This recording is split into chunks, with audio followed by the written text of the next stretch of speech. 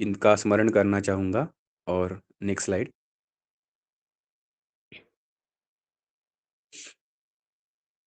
Next slide please. हाँ, ये एक मंगलाचरण है। शायद आप में से जिन लोगों ने पहले कुपिपक्व पे लेक्चर सुना है या वर्कशॉप में भी कुछ लोग आए थे, वो इधर है ऐसे दिख रहा है पहले के, तो उनके लिए रिपीटेशन हो सकता है। पीछे के स्लाइड में है वो। देवेंद्र मौलि मंदार मकरंद कणारुणः विघ्नम हरंतु हेरंबत चरणाम्बुज रेणवः। तो ऊपर जो है वो रस सिंदूर है और द्व्यर्थक है, ऐसे ये श्लोक है। एक तो इंद्र भगवान गणपति जी के पैर पड़ रहे हैं और उनके मुकुट यानी इंद्र के मुकुट में जो अ, पुष्प है उसके पराग उस उन गणपति जी के चरणों की शोभा बढ़ा रहे हैं वगैरह, ऐसी एक मीनिंग हो जाती है। लेकिन ये आयुर्वेद प्रकाश का मंगलाचरण है। तो आयुर्वेद प्रकाश के हिसाब से रसशास्त्र के ओर से सोचेंगे तो देवेंद्र यानी शिव, सॉरी, देवेंद्र, हाँ, यानी शिव या रस, और पार्वती, इनसे जन्मा हुआ जो मकरंद कणारुणः स्वरूप का है, यानी लाल रंग के मकरंद की तरह, कणों की तरह दिखता है, वो गणपति जी, वे गणपति जी कैसे है? शिव और पार्वती से उत्पन्न, यानी पारद और गंधक से उत्पन्न रस सिंदूर, वो सभी के विघ्नों का दूर करे, यानी सभी व्याधियों को दूर करे, क्योंकि सिंदूर कल्पना सभी व्याधियों को दूर कर सकती है, उतनी उसमें खुद में ताकत है। Next slide.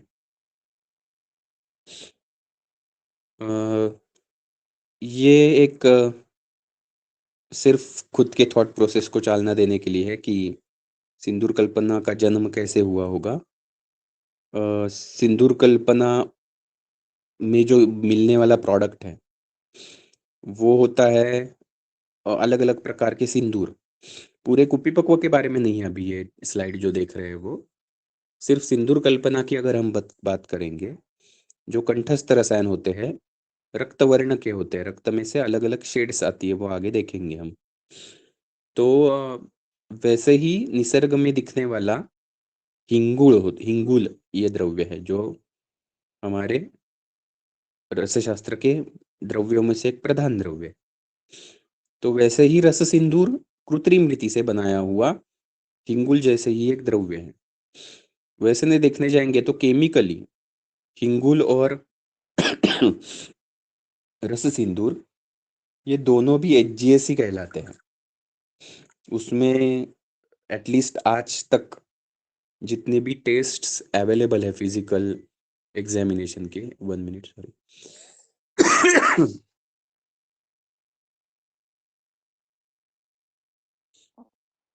जितनी भी टेस्ट अवेलेबल है एनालिटिकल साइंस में से, उसमें से आज तक तो ऐसे डिफरेंशिएटिंग कोई टेस्ट आ नहीं पाई है जिसमें पता चलेगा कि हिंगुल और रस सिंदूर या सुवर्ण सिंदूर इत्यादि में क्या अंतर है। वो सभी के सभी केमिकली एचजीएस ही कहलाते हैं। इसलिए शायद कुछ लोग जो केमिस्ट्री पे ही ज़्यादा भरोसा रखते होंगे वो ये भी सोच सकते हैं कि क्या ज़रूरत है इतना सब क्या कहेंगे, महत् कार्य और महत् प्रयास करके सिंदूर बनाने की।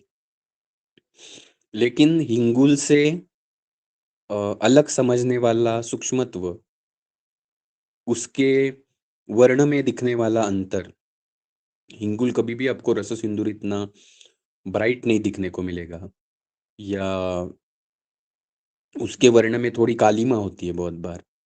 ये सभी चीज़ें सिंदूर, अच्छा अगर सिंदूर बना है, अभी बहुत लोग गड़बड़ी में कुछ अलग अलग प्रकार यूज करते हैं और उनके सिंदूर भी अच्छे पाक वाले नहीं होते, तो उसमें भी कालीमा इत्यादि चीज़ें दिखती है। उसे बाजू में रखें और अच्छा पाक अगर गृहित करें हम, तो उसमें और हिंगुल में पंचभौतिक परीक्षण में बहुत अंतर है। ऑफ कोर्स आज मार्केट में मिलने वाला हिंगुल भी ओरिजिनल हिंगुल है नहीं, ये एक बड़ी बात है। ये डिस्कशन के लिए लेने का इतना ही कारण है क्योंकि सिंदूर जैसे ही है, और बहुत लोगों का कहना है, सॉरी, लोगों का कहना है से भी इम्पोर्टेंट है कि रस ग्रंथों ने ही कहा हुआ है कि हिंगुल ये जो द्रव्य है, उससे अगर पारद पतन किया जाता है तो वो अष्टसंस्कारित पारद इतना ही बलवान है या उतना ही फलदायी है। तो इसलिए बहुत सारे लोग हिंगुलोत्थ पारद करते हैं और उससे कल्प निर्मिति करते हैं। हिंगुलोत्थ पारद बनाना ये बुरी बात है ऐसे नहीं मैं कहूंगा, लेकिन हिंगुल ही नेचुरल नहीं है।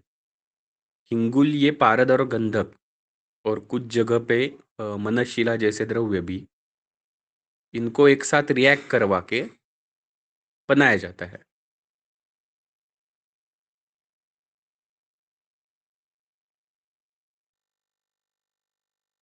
सॉरी। तो अगर ये इन चीजों से कृत्रिम रीति से बनाया जा रहा है, कुछ रसशास्त्र के ग्रंथों में भी कृत्रिम हिंगुल का निर्माण करने की विधि बताई हुई है, लेकिन रसशास्त्र के ग्रंथों में अपेक्षित जो हिंगुल है वो पारद का नैसर्गिक खनिज अपेक्षित है। तो भारत का नैसर्गिक खनिज जो है वो आज दुर्ग्राह्य हो चुका है, वो मिलता नहीं, भारत में उसकी उत्पत्ति नहीं होती, क्योंकि इसीलिए उसे दर्द जैसे नाम आए हैं उनके देशों के हिसाब से। रशिया के जैसे देशों में ये मिलता है, लेकिन उधर से इधर लाना पॉसिबल नहीं होता। तो हिंगुल नहीं मिलता, इसलिए कृत्रिम बनाया जाता है, और उससे अगर हम पारद निकाल रहे हैं तो बाहर मिलने वाले नॉर्मल पारद से बहुत ज़्यादा उसमें अंतर नहीं है। थोड़ा सा अंतर इतना ही है कि गंधक के साथ थोड़ा बहुत पाक हो चुका है उसका, और उससे ऊर्ध्वपतन करके निकालना पड़ता है, तो कुछ दोष उससे दूर हो जाएंगे। लेकिन अष्ट संस्कारित पारद इतना फल देने वाला, ऐसे वो हिंगुलोत्थ पारद हो नहीं सकता। अगर आपको नेचुरल हिंगुल कभी भी मिलेगा भविष्य में, तो ये उस विधि को फॉलो करना ये अच्छी बात रहेगी। तो इसलिए हिंगुलोत्थ पारद या हिंगुल पे हम जनरली ज़्यादा बात करने नहीं जाते, और हम जो फोकस हमने रखा है वो है अष्ट संस्कारित पारद बना के उससे कुपिपक्व बनाना। तो अभी रस हृदय में जो बनाए जाते हैं वो इसी तरह से सभी के सभी सिंदूर मोस्टली अष्ट संस्कारित पारद से बनाए जाते हैं। तो ये स्लाइड जो थी तो उसकी इसी के बारे में थी कि नेचुरल हिंगुल जब फॉर्म होता है तो कुछ इस तरह वोल्केनो में से जो सभी द्रव्य बाहर आते हैं और जमीन पे सॉलिडिफाई होते हैं, शैत्य के वजह से, जल के वजह से, उनमें ही हिंगुल भी बनता है। तो जैसे इसका फॉर्मेशन निसर्ग में होता होगा, वैसे ही बाह्य सृष्टि में फॉर्म उसे करने का काम हमारे आचार्यों ने किया, और उसे सिंदूर कल्पना या कुपिपक्व में से कंठस्थ सिंदूर नाम प्रचलित हुआ, और वो आगे आगे जाके ज़्यादा फेमस हुआ। इंटरेस्टिंगली ये कल्पना भी परपटी और पोट्टली, इन कल्पनाओं जैसे वैसे तो नूतन कल्पना है, यानी 12वें शतक के पहले के ग्रंथों में अगर ढूंढने जाएंगे तो ये कल्पना नहीं मिलती। उसके आगे रस प्रकाश सुधाकर से लेके बाद में रसरत्न समुच्चय इत्यादि ग्रंथों में कुपिपक्व कल्पना हमें देखने को मिलती है। उसके पहले नेक्स्ट स्लाइड, अन्य कल्पनाएं थी अस्तित्व में जो पारद के अलग अलग बंध और पारद की मूर्छनाओं में से पारद भस्म इत्यादि पे ज्यादा कार्य किया जाता था, और आगे आगे जैसे पारद बंध या पारद भस्म ये चीजें कम प्रचार में हुई या फिर उतनी साध्य नहीं ऐसे लोगों को लगने लगा, क्योंकि ये महत् प्रयास से ही प्राप्त चीजें हैं। अल्प अल्पावधि में अल्प कार्य शक्ति से ये साध्य नहीं हो सकती। इसलिए धीरे धीरे वो पीछे रह गए और नई नई मूर्छनाएं भारत की आगे आते गई। उसमें से ही पोट्टली, परपटी और कुपीपक्व है।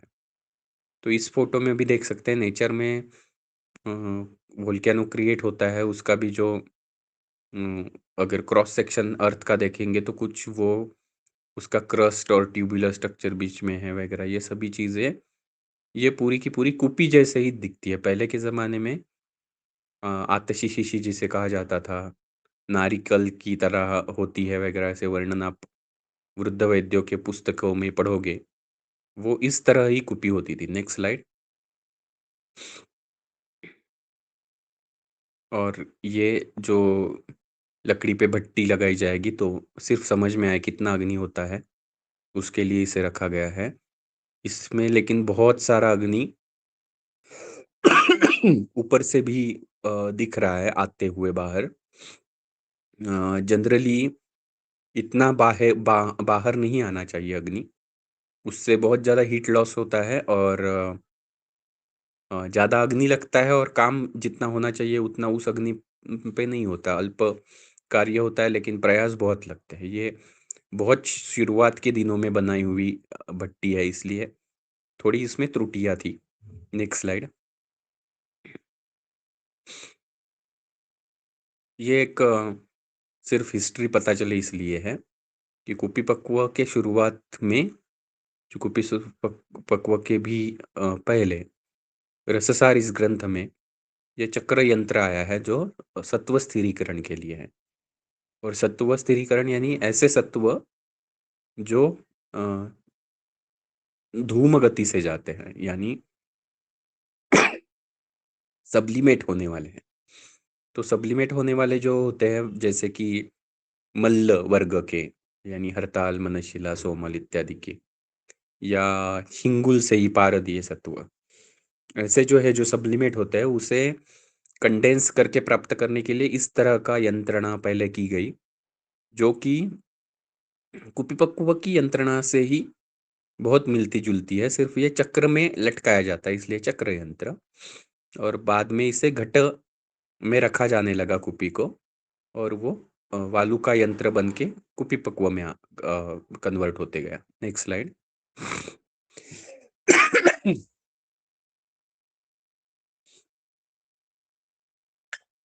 कुपी पक्व रसायन। तो कुपी पक्व रसायन जब हमें समझना है, सिंदूर कल्पना ये ब्रैकेट में लिखा है, लेकिन कुपी पक्व रसायन सभी के सभी कुपी पक्व रसायन सिंदूर नहीं होते, लेकिन सभी के सभी सिंदूर ये कुपी पक्व है। समझने के लिए आसान, सिंदूर किसे कहा जाता है? जिसमें सिंदूर वर्ण है, तो वो बनता तो कुपीपक्व विधि से है। इसीलिए सभी के सभी सिंदूर कुपीपक्व है। लेकिन कुपीपक्व में जो जो चीजें बनाई जाती है उसमें सिंदूर भी होता है। सिंदूर वर्ण के ना होने वाले और गलस्त भी नहीं है, ऐसे समीर पन्नग जैसे होते हैं या सुवर्ण राजमंगेश्वर जैसे होते हैं, तो ये सभी कल्प ये कुपीपक्व ही है। तो इसमें थोड़ा नामकरण, वर्ण, स्थान के हिसाब से कैसे जाना जाता है, उसकी विधि प्रकार क्या है, उसके विधि के पीछे का हेतु क्या है, प्रमुख घटक क्या है, प्रोसेस, जो यंत्र की हमने बात की थी, यंत्र इसमें सबसे ज्यादा जरूरी चीज है। तो वो यंत्रणा क्या है, इन सब पे हमें थोड़ा थोड़ा सा फोकस करना है और ये समझते हुए आगे जाना है। Next slide. और सिंदूर की जो विधि है इसमें से ये चीजें पहले देखी हमने, ये तो कुपीपक्व की परिभाषा और कुपीपक्व को सैद्धांतिक नजरिए से समझ लेना इसके लिए जरूरी है। और ये जो स्लाइड में बताई हुई चीजें है ये क्रम से बताती है कि सिंदूर कल्प का विधि क्या होता है। जैसे पहले सबसे आप पहले तो कुपी की कपड़ मिट्टी करते हो। ऑफ कोर्स इसके भी पहले आप भ्रांष्ट्री यानी जो भट्टी है वो बनाना है तो वो बना के लोगे, क्योंकि अ, अगर आप ट्रेडिशनली बनाते हो तो। अदरवाइज़ अगर आप ईएमएफ जैसे चीज़ों का इस्तेमाल कर रहे हो, तो आपके पास वो यंत्रणा लानी हुई ज़रूरी है। तो यंत्रणा वो ज़रूरी है। उसमें कुप्पी को कप्पड़ मिट्टी करवा के रखना पहले से, और जनरली 7 लेयर्स कही जाती हैं। ऐसे ज़रूरी नहीं है कि एग्ज़ैक्ट 7 लेयर्स हो, उसे अच्छा थिकनेस प्राप्त होना ये सबसे ज़रूरी है। तो 7 ये एक एवरेज कह सकते हैं कि अच्छी थिकनेस आएगी उसके लिए ज़रूरी। लेकिन जनरली अ, बॉटम जो होता है कुप्पी का, उसमें 7 करते हुए 14 भी हो जाते हैं। तो वो अच्छी बात होती है कि नीचे बॉटम में ज़्यादा से ज़्यादा कप्पड़ मिट्टी हो, और ऊपर 7 भी रहेंगे और बहुत ही ऊपर के रीजन में थोड़ी कम भी रहेगी तो इतनी इश्यू नहीं आती। कुप्पी भरण, कुप्पी स्थापन, यानी कुप्पी को कज्जली से भरना, कुप्पी को यंत्र में रखना, बाद में यंत्रणा वालू का यंत्र वगैरह वालू भर के पूरी तैयार हो गई। उसके बाद भ्राष्टरी में अग्नि ज्वलन करना पड़ता है। पाचन अपने आप चालू हो जाएगा जैसे अग्नि होगा, सिर्फ उसे बढ़ाने पे थोड़ा-थोड़ा ध्यान देना पड़ेगा। और संचालन ये एक महत्वपूर्ण अ, विधि है कुप्पी रसायन में, जिसमें से संचालन यानी शला का संचलन होता है। तो तप्त या शीत ऐसे दोनों शलाकाई होती है, उसका अलग-अलग सिंदूर कल्पना या कुप्पी कल्पना के हिसाब से उसका यूज़ करना होता है। अ, लास्ट में जो किया जाता है वो मुद्रण होता है। जब तीक्ष्णाग्नि तक कंप्लीट हो गई प्रोसेस, सॉरी मध्यमाग्नि, तो उसे बहुत लोग मुद्रण करते हैं और बाद में उसे तीक्ष्णाग्नि देके के पतन करना सही समझते हैं सिंदूर का। लेकिन इंटरेस्टिंग बात ये होती है कि जैसे-जैसे आप इन सभी चीज़ों में अनुभूति खुद लेने लगते हो, और कह सकते हैं कि ग्रंथों को भी फिर से ठीक से देखना चालू करते हो, पढ़ना चालू करते हो, तो कुछ चीज़ें ट्रेडिशन में कितनी क्यों ना हो, आप धीरे-धीरे बदल सकते हैं और एक्चुअली ग्रंथोक्त चीज़ों तक भी आ सकते हैं। जैसे कि शलाका से कुपी के मुख को खोलना, ये चीज़ बहुत ही लेटेस्ट रसग्रंथों में मिलेगी, लेकिन शुरुआत के रसग्रंथों में बिल्कुल भी नहीं मिलेगी। ऑफ कोर्स शुरुआत के रसग्रंथों में तो अ, मुख को खुला रखा ही नहीं जाता था, तो अंतर्धूम पद्धति से कुपीपक्व बनाना यही बड़ी ट्रेडिशन रहती थी। लेकिन जैसे-जैसे बहिर्धूम बना और वृद्ध वैद्य परंपराओं में उस पे अलग-अलग एक्सपेरिमेंट हुए, तो शला का संचलन ये एक बहुत बड़ी टास्क और इम्पोर्टेंट टास्क है ऐसे होने लगा। तो हम लोग में भी बहुत शुरुआत में अ, बहुत फ्रीक्वेंटली भी शला का संचलन करते थे।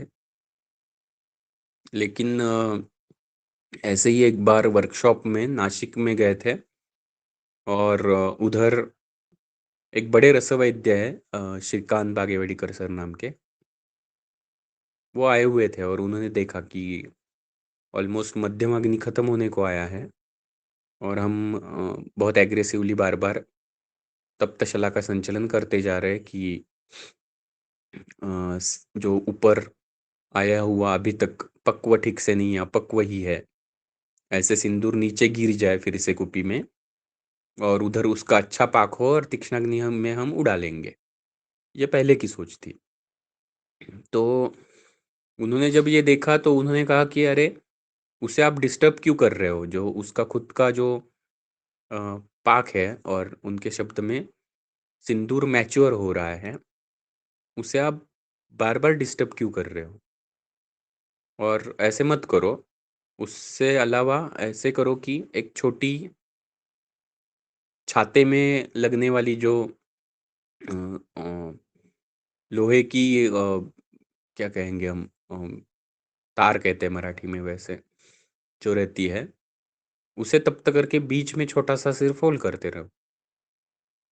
तो फिर से ग्रंथ में तो ये चीज ज्यादा इतनी नहीं है, ये तो पता था, लेकिन हिम्मत करने के लिए इन्होंने कहने के बाद थोड़ा ऐसे लगने लगा कि हाँ ये तो सही बात है कि बार बार उसे डिस्टर्ब नहीं करना चाहिए। तो विधि में थोड़े बदलाव करते करते करते अभी ऐसी हुई है बात की रसहृदय में अभी जो कुछ कुपीपक्व बनाए गए होंगे, कुछ कह सकते हैं कुछ 100, यानी हंड्रेड्स में नंबर होगा कुछ, तो वो उसमें बनाए गए कुपीपक्व में सिर्फ कभी कभी स्टूडेंट्स आए हैं और उनको सिर्फ मुद्रण कैसे करना है ये दिखाने की जरूरत होगी तो ही मुद्रण किया जाता है, अदरवाइज मुद्रण किया ही नहीं जाता। और उसका सिंदूर ही अपने आप ऊपर आता है, सिंदूर का ऊपर के गलव देश कुपी का जो है उधर ही पाक होते जाता है, और उधर ही सिंदूर मैच्योर होते हुए ठीक से फॉर्म होके उससे ही मुद्रा अपने आप बन जाती है, यानी उससे ही वो पूरा ब्लॉक हो जाता है और पूरा अच्छा बल्क, ऐसे मराठी में सोंगटी कहते हैं हम, वैसे बल्क उधर ऊपर मिल जाता है। तो ये थोड़ा पिछले कुछ सालों में आए एक्सपीरियंस से हुए बदलाव है, लेकिन ऑफ कोर्स उससे शला का संचलन, ये जो विधि है यानी रेड हॉट या शीत शला का दोनों भी, उसका महत्व कम नहीं होता, बिल्कुल भी जीरो करनी पड़ती है ऐसे तो बात होती नहीं। बहुत इंपॉर्टेंट प्लेसेस पे, जैसे बहुत जल्दी ही गंधक ही अपक्व या कज्जली ही अपक्व ऊपर आने लगी, या सिंदूर भी ऊपर आया लेकिन वो बहुत ही अपक्व है और गलस्थ देश में उसका पाक ठीक से नहीं हो पाएगा, तो शुरुआत के यानी मध्यम अग्नि के शुरुआत में या मृदु अग्नि के अंत अंत में थोड़ा शला का संचलन करना ही पड़ता है। 1 मिनट।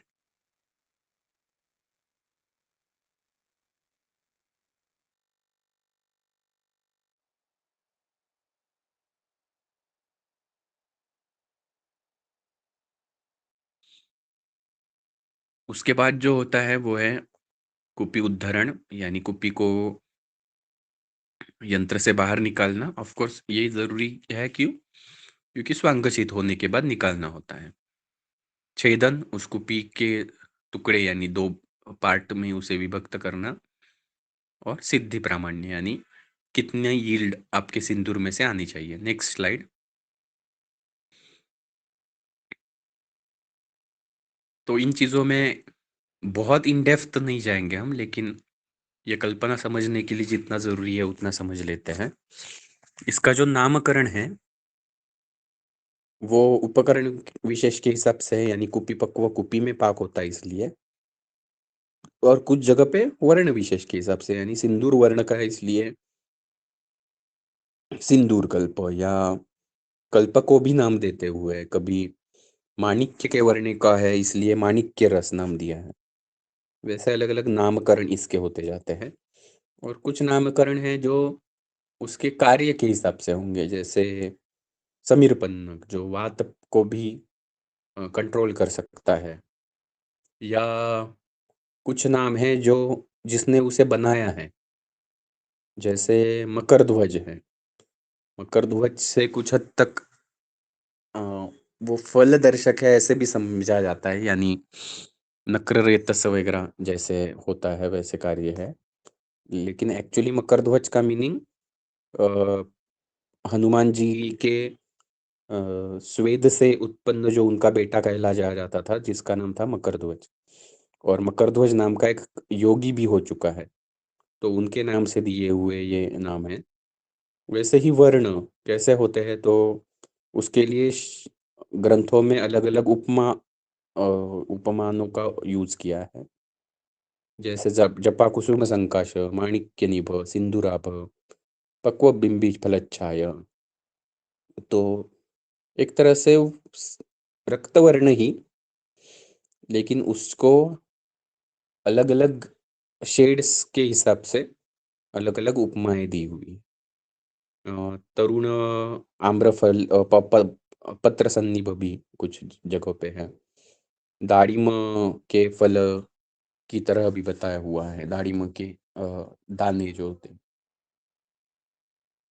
स्थान अनुसार जो वर्गीकरण था, यानी कौन से जगह पे सिंदूर बनता है, उसके हिसाब से उसको जाना जाता है। जैसे कुप्पी के ऊपर के पार्ट में, यानी कुप्पी का जो गला होता है, बॉटल नेक कहते हैं।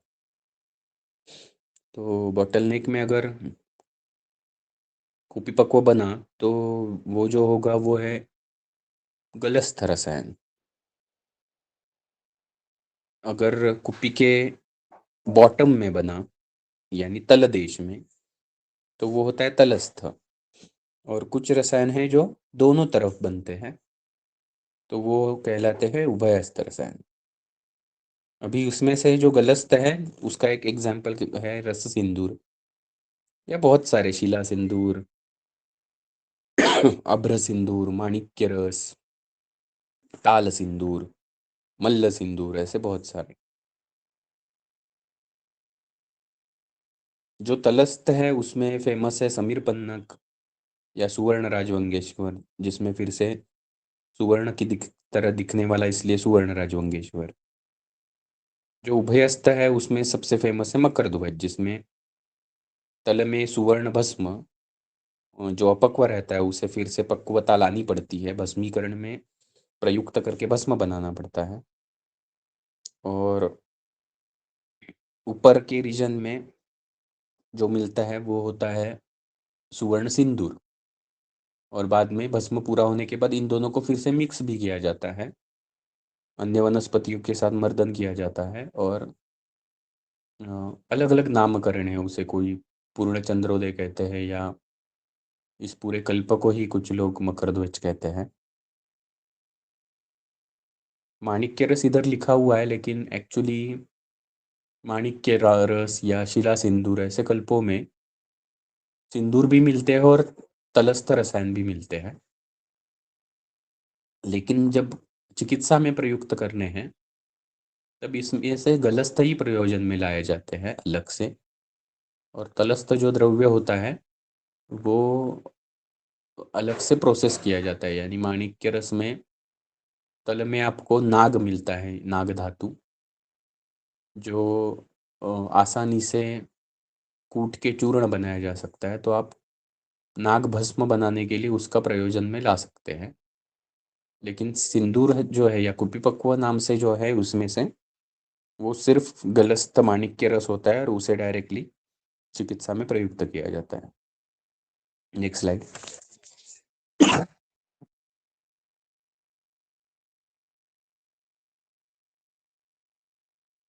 ये अलग अलग वर्ण हम रक्त वर्ण के देख सकते हैं, जो उपमा ग्रंथों में दी है। यानी जपा कुसुम, माणिक्य रत्न जैसे, सिंदूर जैसे, या पक्व बिंबी फलच्छाय। बहुत फेमस है ये पक्व बिंबी फल की उपमा रक्त वर्ण के लिए। ओठों के लिए भी ये उपमा इसलिए यूज की जाती है। Next slide.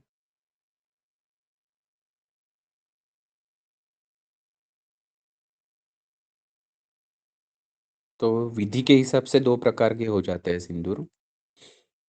एक तो है अंतर्धूम और दूसरा बहिर्धूम। अंतर्धूम जो है वो होता है, एक्चुअली बहुत सारे कल्प है अंतर्धूम के ग्रंथों में, लेकिन उसमें कुपी के ब्लास्ट इत्यादि कुछ हो सकता है, इसलिए बहुत सारे लोग ट्राई नहीं करते। फ्रेंकली स्पीकिंग हम भी आज तक कर नहीं पा रहे हैं, जल्दी ही करने की सोच के भी। लेकिन अभी ही हैदराबाद के जो रामकृष्ण सर हैं, उनके पास कंट्रोल्ड हीटिंग के ऑप्शंस रहने की वजह से उन्होंने अंतर्धूम करके देखी 5-6 बैचेस, और विदाउट एनी व्यापद, यानी कुछ भी ब्लास्ट वगैरह ये चीज़ें ना होते हुए, वो उसमें से बहुत अच्छा कल्प प्राप्त कर पाए। यानी अंतर्धूम भी आज भी अच्छे से बनाया जा सकता है, जो जल्द ही हम भी खुद कोशिश करेंगे और उसके अपडेट्स हमारे सभी सोशल मीडिया के थ्रू मिल सकते हैं। लेकिन बहिर्दूम ये ऑफ कोर्स बहुत बार बनाया जाता है, या आज तक तो जितने भी हुए हैं कुप्पी पक्व वो सभी बहिर्दूम ही है। यानी हमने किए हुए हैं। तो बहिर्धूम जितने भी आज डिस्कस होंगे वो सब बहिर्धूम ही है मोस्टली। विधि हेतु के बारे में एक बात हुई थी। अ, तो उसमें से ये 2-3 चीज़ें कुछ इम्पोर्टेंट हैं कि ये विधि क्यों किया जाता है कुपी पक्व का। क्योंकि अगर इंग्रेडिएंट्स वही है, जैसे पारद और गंधक की कज्जली, तो और पारद और गंधक से कज्जली भी बन रही है, परपटी हो रही है, पोट्टली भी हो रही है, अ, या बहुत शॉर्टकट लेते हुए हिंगुल जैसे चीज़ भी अगर हो सकती है, तो इतनी कोशिश क्यों करने की? ऐसे ख्याल आ सकता है। तो वो थोड़ा-सा क्लियर करना ज़रूरी होता है कि एक तो इसमें जैसे इधर लिखा है imposing the properties of other content on पारद। हम इन द्रव्यों को गुणात्मक नजरिए से देखते हैं, यानी पूरे रसशास्त्र में काम करने वाले आचार्यों से लेके उसके सभी अभी तक के फॉलोअर्स। तो आप द्रव्यों को गुणात्मक या गुणकर्मों के हिसाब से, द्रव्य गुण जिसे हम पढ़ते हैं उसके हिसाब से देखते हैं, ना कि सिर्फ उसका फिजिकल फॉर्म या केमिकल फॉर्म क्या है। अदरवाइज एक ही वनस्पति के दो अलग अलग जगह पे आने वाले द्रव्यों में जब एनालिसिस की कुछ सुविधाएं उपलब्ध ही नहीं थी, तब भी कौन सा श्रेष्ठ कौन सा कनिष्ठ ये वो लोग बता ही नहीं पाते। लेकिन फिर भी वो बता पा रहे हैं क्योंकि उन्होंने क्लिनिकली ये टेस्ट करके डिसाइड करते हुए उन्होंने हजारों साल में ये चीज़ें बताई हैं। तो वैसे ही सुवर्ण हो, ताम्र हो, रौप्य हो, ऐसे सभी धातुओं को सिर्फ एक फिजिकली क्या कहते हैं हम, निर्जीव जैसे चीज़ है, और उसमें सिर्फ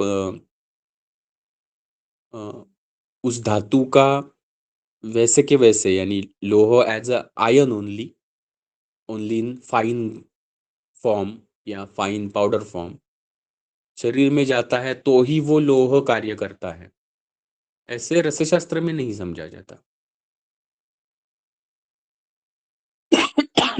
वैसे अगर समझा जाता तो अलग अलग पात्र में रखने से क्या गुण बदलते हैं ये आयुर्वेद ने जो बताया है उसकी जरूरत ही नहीं होती। पात्र सिर्फ बदलने से भी गुणों में अंतर आता है। आपका खलवा यंत्र कौन सा ले रहे हो आप, उसमें उससे भी कुछ हद तक गुणों में अंतर आता है। तो आप धातु के साथ अगर पारद का पाक कर रहे हो तो अंतर तो आना ही है। लेकिन ये जो गुण हमें पारद में लेने हैं, पारद में आत्मसात करवाने हैं, वो किससे करवाने हैं? तो वो धातुओं से करवाने हैं। धातुएं कैसी होती है? तो धातुएं ये खनिज द्रव्य है जो खनित्वा यानी खान से, खदान से निकालनी पड़ती है। तो वो भूगर्भ में है, और भूगर्भ में इतनी नीचे होती है, उसके ऊपर बहुत सारा गुरुत्व, पृथ्वी के भूगर्भ का बड़ा ऊष्मा, ये सभी का प्रभाव होते रहता है। और पंचभौतिक चिकित्सा के प्रणेता दातार शास्त्री जी जो है, उनकी इसके बारे में एक बहुत विशेष सोच थी कि धातु ये भूगर्भ में होते हैं, इसलिए कठिन भी होते हैं। सभी के सभी धातु ऑलमोस्ट आप देखोगे पारद को छोड़ के तो कठिन धातु है, कठिन होते हैं, शरीर में पचाए नहीं जा सकते उनके खुद के फॉर्म में। और इसका रीजन उन्होंने सोच के लिखा जो है वो है ये है कि भूगर्भ में है इसलिए पार्थिव बने हैं।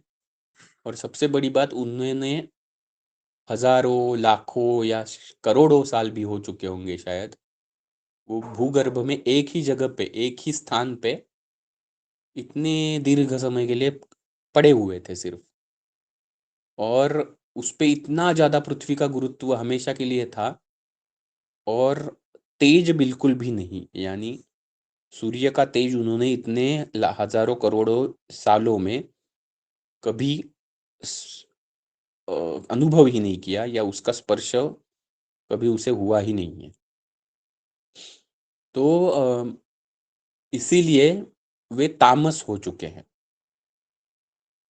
यानी उन पे एक तरह से इस तमोगुणात्मक, ये जो पृथ्वी के गुरु जैसे गुण हैं और तेज का अभाव है, इससे तम का आवरण आ चुका है। और उसलिए इसलिए उनका जो खुद का अग्नि है, यानी हर द्रव्य का जो खुद का एक अग्नि होता है, पंचभौतिक अग्नि, वो उनका बहुत मंद है, धातुओं का खुद का अग्नि। और इसलिए एक तो उसका पचन शरीर में भी नहीं हो सकता, क्योंकि काल से उसका पचन अपने आप तो होता ही नहीं जल्दी। जैसे तंडुल है,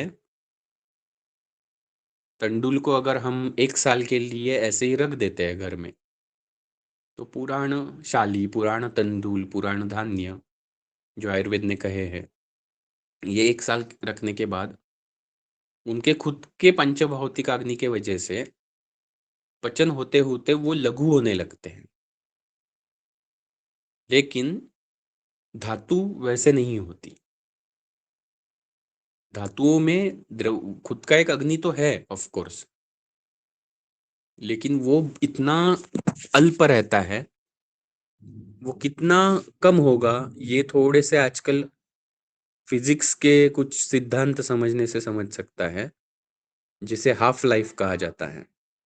तो बहुत सारी धातुओं की सैकड़ों या हजारों साल की हाफ लाइफ होती है, यानी उसे दूसरे द्रव्य में कुछ हद तक कन्वर्ट होने में सैकड़ों या हजारों साल लग जाते हैं, इतना वो उनका खुद का अग्नि मंद है।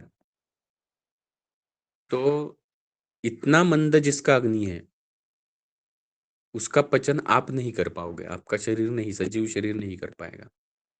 और पारद के साथ जब उसे पाक करवाना है, तो पारद में उसके जो गुण अंतर्भूत होने चाहिए इन सब धातुओं के, वो भी अल्प अग्नि पे या अल्पावधि में नहीं हो पाएंगे।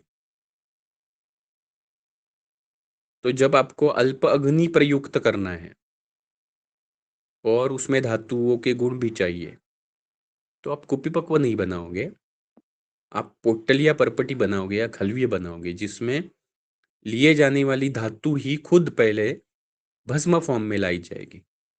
तो उस पे बहुत ज्यादा अग्नि का काम पहले ही कर दिया जाएगा, और बाद में उसे उसमें डाल दिया जाएगा, वो वैसे की वैसे शरीर में जाके खुद से काम करने वाली है।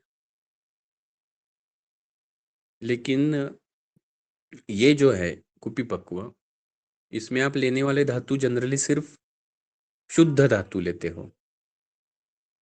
तो वो शुद्ध धातु में से गुण आत्मसात जो करने हैं पारद में, ये अल्पावधि में नहीं हो सकता। इसे अ, अपेक्षित विवक्षित जो काल होगा वो बहुत जरूरी है।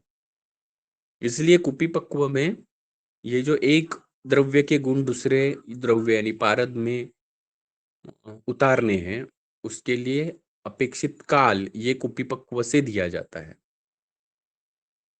दूसरा जो रीजन लिखा हुआ है, टू क्रिएट प्रॉपर बंध इन प्रोसेस ऑफ पारद मूर्छन, तो ये पूरा यंत्रणा या पूरी विधि एक प्रॉपर बंध फॉर्म करने के लिए।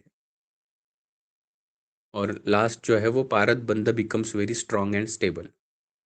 इन सब में से एक महत्वपूर्ण आने वाली चीज क्या है, कि काल मिलना चाहिए, इसलिए तो ये विधि है, और वो बंध प्रॉपर बने इसलिए है। और इन दोनों चीजों में अगर कोई सहाय्यभूत है, तो वो इम्पोर्टेंट द्रव्य है पारद के साथ साथ गंधक। तो जिसे पारद और शिव, सॉरी, पारद यानी शिव, और गंधक यानी पार्वती रज, ऐसे जो हमारे ग्रंथों में उपमान दिए हुए हैं, वो ऐसे सभी प्रोसेसेस में बहुत महत्व रखते हैं, और वो पता चलता है कि वैसे क्यों कहा होगा, क्योंकि इस यंत्रणा में जो काल जरूरी है, जितने काल वो पारद अग्नि पे रुकना पड़ता है, वो सामान्य प्रारद अष्ट संस्कारित पारद दोनों भी हो तो भी रुकेगा नहीं, वो अग्नि पे उड़ जाएगा। लेकिन वो रुकता है गंधक की वजह से, गंधक उसे उड़ने नहीं देता। गंधक पहले तो खुद द्रवीभूत होता है, बाद में जलने लगता है, और जल के जब खत्म हो जाए तब उसके बाद में पारद ऊपर आने लगता है। तो कुछ इस तरह गंधक बहुत ही जरूरी होता है। और गंधक ये अ, सृष्टि में जैसे दो तत्व है, पुरुष और स्त्री तत्व, ऐसे भारतीय शास्त्र मानते हैं, जिसे अर्धनारी नटेश्वर कहा जाता है, शिव और शक्ति। वैसे ही शिव यानी पारद है और शक्ति यानी गंधक है। तो एज अ कॉन्टेक्स्ट आया है, और अभी ये सूझा इसलिए कि भारतीय शास्त्रों के हिसाब से ये सभी चीजें इतनी एक दूसरे से जुड़ी होती है कि हिंदू फिलोसॉफी में अगर पहले से देखते हैं तो अ, स्त्री ये हमेशा, यानी पत्नी है, पति के लिए हमेशा इतना कुछ करते आई है, और वो करते करते बहुत बार वो खुद पे ध्यान नहीं दे पाती, या अ, खुद उसमें अ, अबला होते जाती है या क्षीण होते जाती है। और वैसे देखने जाएंगे तो पहले के फिलोसॉफी में अ, वो पहले चली जाती जाना अच्छा है वगैरह ऐसे बातें होती थी, उसमें नहीं अभी पढ़ेंगे। लेकिन सौभाग्य होना उसका ऐसे, ये सभी जुड़ा हुआ इधर भी दिखेगा कि गंधक वैसे द्रव्य है जो खुद पिघलेगा, खुद धीरे धीरे जलेगा, खुद खत्म होते जाता है। लेकिन वो सब ये क्यों कर रहा है? तो पारद उधर का उधर रहे, पारद स्थिर रहे, और पारद उड़ना नहीं चाहिए। और जब वो खुद खत्म हो जाता है तब बाद में पारद उड़ना चालू हो जाता है। तो ये बहुत इम्पोर्टेंट है इधर कि भारत का महत्व फिलोसॉफिकली भी कैसे बताया गया है, और हमारे ग्रंथोक्त या शास्त्रोक्त हिसाब से गंधक जब तक है तब तक ही शरीर में पारद बिना व्यापद कार्य कर सकता है। यानी शरीर में अगर मानो गंधक नहीं है पारद के साथ, तो उसके व्यापद दिखाना चालू कर देता है, जैसे कि अत्यग्नि दोष है पारद में, या मल दोष आदि है। तो पारद शरीर में जो आज के ज़माने में बहुत बात होती है, डिपॉजिट होने लगता है, पाक करवाना चालू करता है, और धीरे धीरे शरीर पे स्फोट आदि लगते हैं, या दाह होने लगता है, और बहुत सारे व्यापद आने लगते हैं। ये कब होगा? या रक्तस्राव जैसे चीज़ें भी आगे आने लगी। ये तभी होता है जब पारद के साथ गंधक नहीं होता,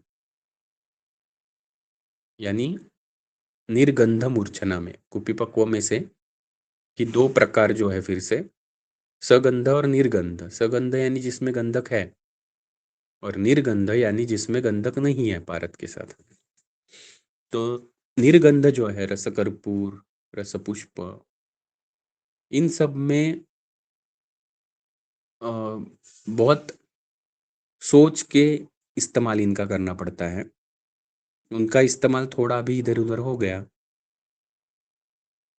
तो उससे बहुत ज़्यादा तकलीफें आना चालू होता है। और वही अगर आप सगंध यानी गंधक के साथ जो कल्प है वो अगर यूज करेंगे तो वो सेफली यूज किए जा सकते हैं, जैसे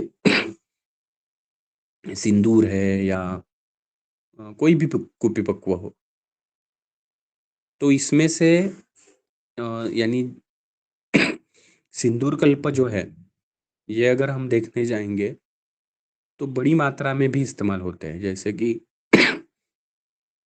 हम खुद ऑलमोस्ट 15 दिन के औषधि में 1 ग्राम 2 ग्राम इतनी क्वांटिटी सब मिल के डालते हैं, यानी ऑलमोस्ट एक गुंजा, आधा गुंजा से लेके एक गुंजा प्रतिदिन का डोज, इतना ऑफ कोर्स यूज किया जाता है। Next slide.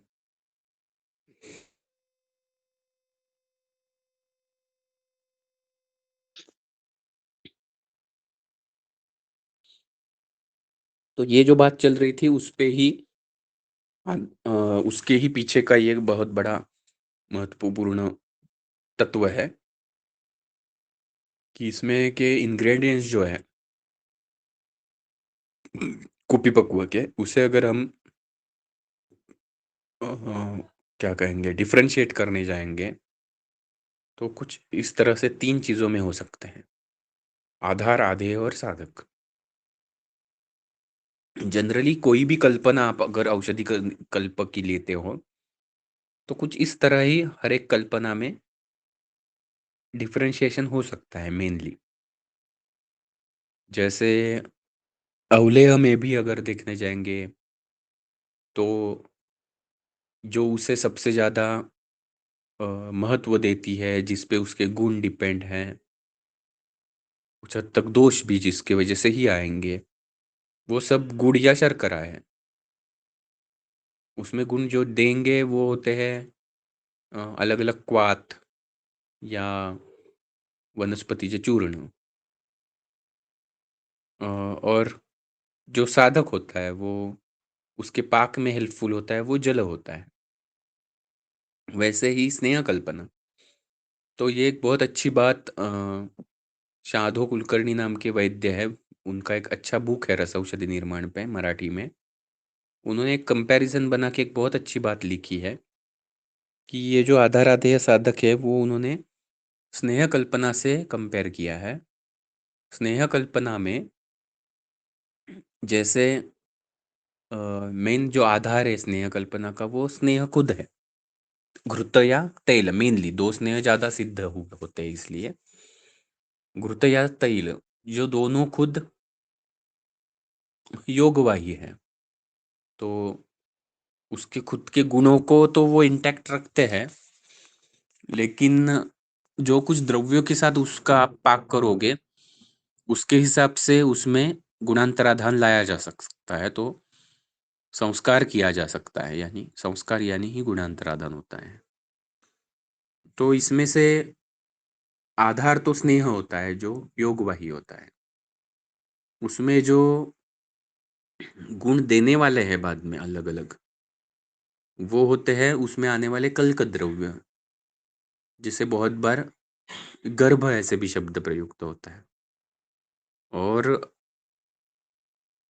उसे जो साधन है या साधक है, जो उसके गुणों को उतरने के लिए पर्याप्त अवधि प्रोवाइड करेगा, यानी काल प्रोवाइड करेगा, वो होता है जल या द्रव द्रव्य। कोई क्वाथ भी हो सकता है, स्वरस हो सकता है, दुग्ध, या कोई भी जल द्रव्य, द्रव द्रव्य। तो इस तरह से जैसे इनमें होता है वैसे ही उन्होंने एक अच्छा कंपैरिजन किया है कि कुपीपक्व में भी आधार है पारद खुद। जो वैसे देखने जाएंगे तो खुद सभी गुण युक्त, षड रसात्मक, सभी कर्म जिसमें अंतर्भूत है, ऐसे सर्वश्रेष्ठ जो शरीर को अमर बना सकता है, ऐसे खुद सर्वश्रेष्ठ द्रव्य और जो खुद योगवाही है।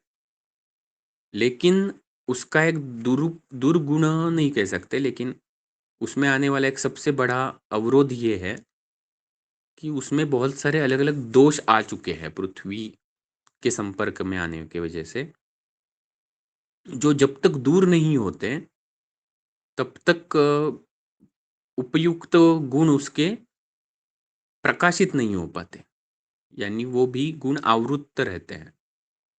तो ये जो गुण प्रकाशन होना जरूरी होता है, उसके लिए सबसे पहले अगर जरूरी कुछ बात है तो अष्ट संस्कार करना बहुत जरूरी होता है, क्योंकि उस 8 संस्कारों से ही उसमें अंतर आते जाएगा और उसके गुण प्रकाशित होने लगेंगे। जैसे आज ही योगेश ने शुरुआत में कहा कि इससे ही ज़्यादा से ज़्यादा सोचते हुए हमेशा ये अष्ट संस्कारित पारद के कुपिपक्व वैद्यों को प्रोवाइड करने हैं, इसलिए अलग अलग एफर्ट्स चालू रहते हैं रस हृदय में भी। और अभी 9th बैच है पारद अष्ट संस्कार की चालू है जो अभी रस हृदय में। तो ये एक बहुत ज़रूरी स्टेप होती है कि पहले तो अष्ट संस्कारित पारद हो और उसके बाद इन दोनों को यानी धातु और पारद को रिएक्ट करवाना और उसमें से सिंदूर कल्प बना। तो उसमें पारद ये एक आधार है। बाद में जो धातु है वो बीज कहलाते या जैसे कल्क द्रव्य होते हैं स्नेह आदि में। तो उसके गुण उतरने वाले हैं, जैसे कल्क द्रव्य हम गुण उतरने के बाद बचा हुआ कल्क द्रव्य निर्वीर्य है इसलिए फेंक देते हैं। इसलिए धातुओं में से गुण सिर्फ पारद में आएंगे और बचे हुए जो धातु है वो ऑफकोर्स फेंके नहीं जाएंगे, लेकिन उसे भस्मीकरण इत्यादि में प्रयुक्त किया जाएगा।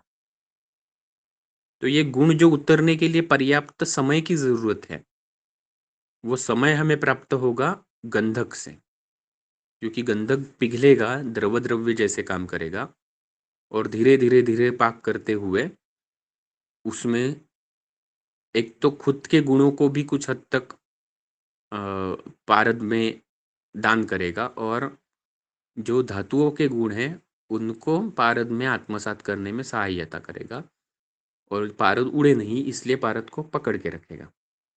तो इसलिए रसग्रंथों में एक सूत्र आता है, रसराज रागदायी बीजानम पाक जारण समर्था सूतक पक्षच्छेदी रसबंधे गंधको अभिहिता। यानी जो सिंदूर में रक्त वर्ण आता है वो रसराज राग यानी रक्त वर्ण वो गंधक से आता है। बीज जो है वो जो धातु है या द्रव्य है उनका पाक और पारद में जारण करना ये भी गंधक ही करता है। और सूतक पक्षच्छेदी यानी पारद को उड़ने से मनाही करना ये भी खुद गंधक ही करता है। इसलिए गंधक सबसे ज़्यादा ज़रूरी है पारद बंधों में और सिंदूर कल्पना में। Next slide.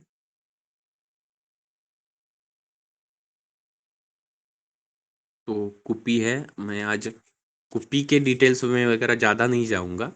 Generally beer bottle या सॉस की बॉटल एट्सेट्रा यूज़ की जाती है जो अच्छी थिकनेस वाली हो, जिसमें क्रैक्स वगैरह ना हो, बबलिंग्स ना हो। Next slide.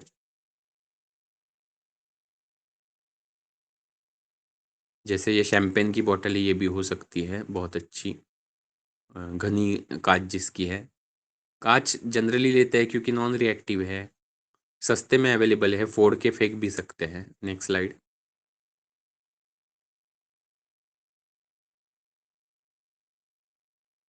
तो जो कुप्पी पक्व निर्माण के स्टेप्स होंगे वो शुरुआत में भी हमने देखे कुछ इस तरह है। द्रव्यों का शोधन पहले करवाना जरूरी है बहुत ही, क्योंकि शुरुआत में अगर आपने बंधों का अगर ज्ञान है आपको पारद के, तो उसमें एक बंधा आता है क्रियाहीन, जिसमें अशुद्ध धातुओं का पारद में जारण किया जाता है। तो उससे कुछ भी क्रिया हो नहीं सकती, कार्य हो नहीं सकता। तो अशुद्ध धातुएं नहीं रहनी चाहिए, शुद्ध सभी धातु। और पारद पारद में भी सुशुद्ध यानी अष्ट संस्करित हो तो ज़्यादा अच्छा। उसके बाद धातु का धूपन ये आज नहीं डिस्कस ज़्यादा करेंगे, रेयरली हो सकता है, जनरली नहीं ही किया जाता। पिष्टि निर्माण यानी कुछ धातु जो मेल्ट हो सकते हैं उनको मेल्ट करके पारद के साथ मिक्स किया जाता है पहले और बाद में कज्जली। या सुवर्ण जैसे जो मित्र है पारद का, जो मेल्ट ना करते हुए भी पारद में बहुत अच्छे से मिल जाता है, तो वह उसे पहले पिष्टि बना लेना और बाद में गंधक डालना। गंधक डाल के जो मर्दन किया जाएगा उससे कज्जली बनेगी। उस कज्जली को भावना दी जाती है स्वरस की, क्वात की इत्यादि।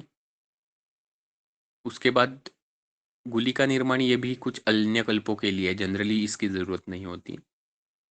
उसके बाद जो किया जाता है वो डायरेक्टली होता है कुपीपाक। और कुछ कल्पों में डायरेक्टली लिखा हुआ है कि पुनः भावना देनी है कुपीपक होने के बाद भी, और फिर से पाक करवाना है। तो अगर आपका सिंदूर अपक्व रहता है तो भी वो चीज़ करनी पड़ती है कि आपको थोड़ा गंधक डाल के फिर से भावना और फिर से पाक करवाना होता है। Next slide.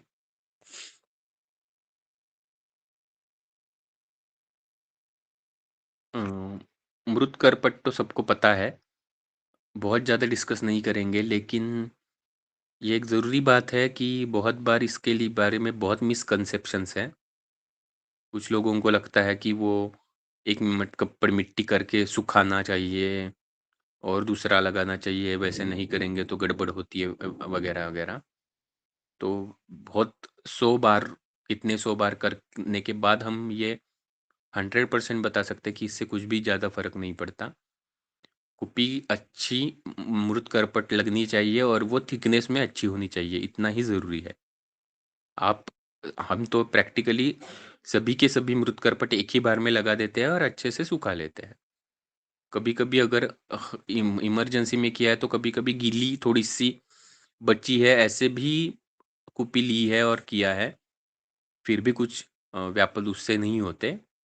उसमें से जो मॉइस्चर बचा है वो तो उड़ जाता ही है अग्नि में, तो उस पे ज़्यादा ध्यान मैं तो खुद सोचता हूँ देने की इतनी ज़्यादा ज़रूरत नहीं है, सिर्फ अच्छे से करना है।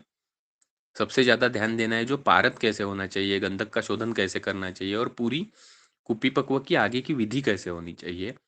और उल्टा ज़्यादा ध्यान देना चाहिए कि आपकी भट्टी कैसे है, उसमें से हीट लॉस नहीं होना चाहिए। Next slide.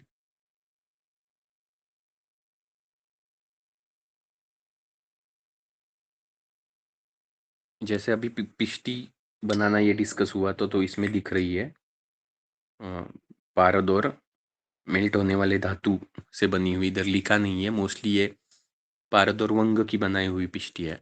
Next slide.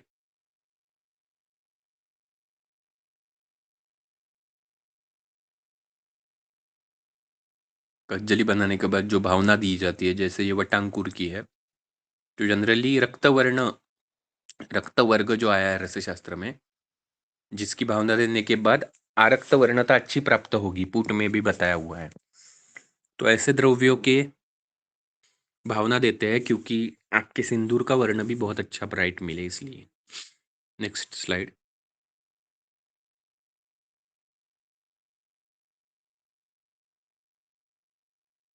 वालू का यंत्र में स्थापन किया जाता है कुपी का, उसमें कज्जली भरी जाती है और वो भरते वक्त सिर्फ ध्यान देना होता है कि वालू का कुपी में नहीं जानी चाहिए, फिर भी पता होना चाहिए, इसलिए जो रसायन कंठस्थ है पूरी की पूरी, बॉटम में कुछ बचता ही नहीं, उसमें गलती से थोड़ा सा वालुका का कण अगर गया कभी एक्सीडेंटली, तो उतनी दिक्कत नहीं होती क्योंकि रसायन ऊपर आते वक्त कुछ भी वालुका का पार्ट नहीं आएगा।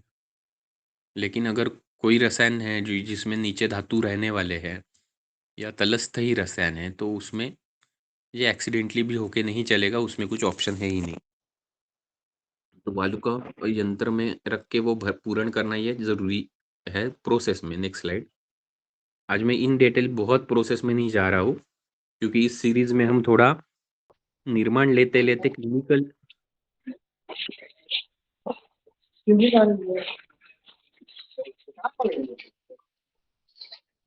हॅलो, काय सांगतोय का?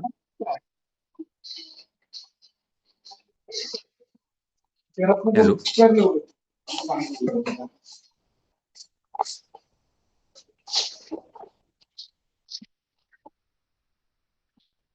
योगेश माईक बहुतेक चालू झालंय. तो आज निर्माण में हम नहीं ज्यादा जाएंगे, आगे जाते हैं। Next slide.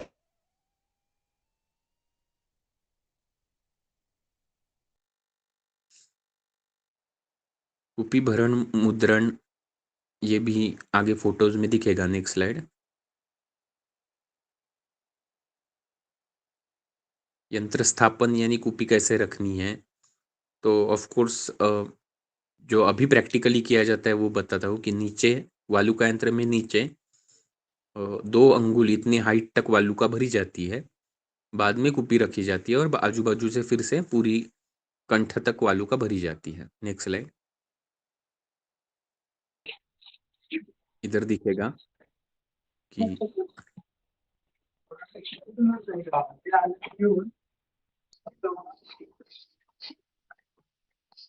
Next slide.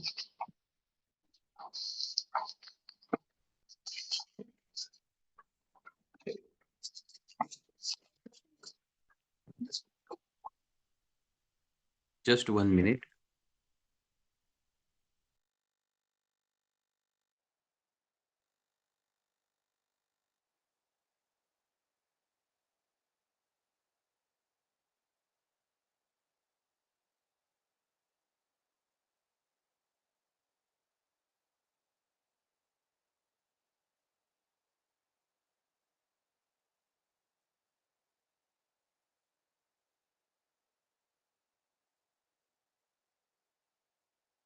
Sorry.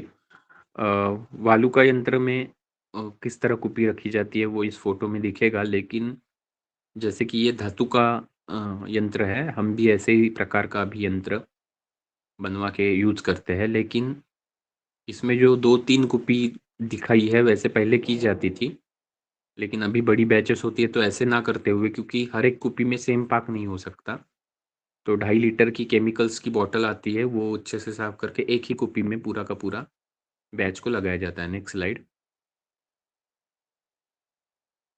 ईंधन एक्चुअली ये ग्रंथोक्त है कि खदीर और बबूल के काष्ठ होने चाहिए, तो काष्ठ अगर यूज करने हैं तो ऐसे डेंस, जिनका सार भाग बहुत अच्छा है, कठिन है, वैसे होने चाहिए, लेकिन अदरवाइज आप गैस का इस्तेमाल कर सकते हो, जैसे हम जनरली अभी एलपीजी पे ही बनाते हैं सभी के सभी, और बहुत अच्छे से सिंदूर बनते हैं।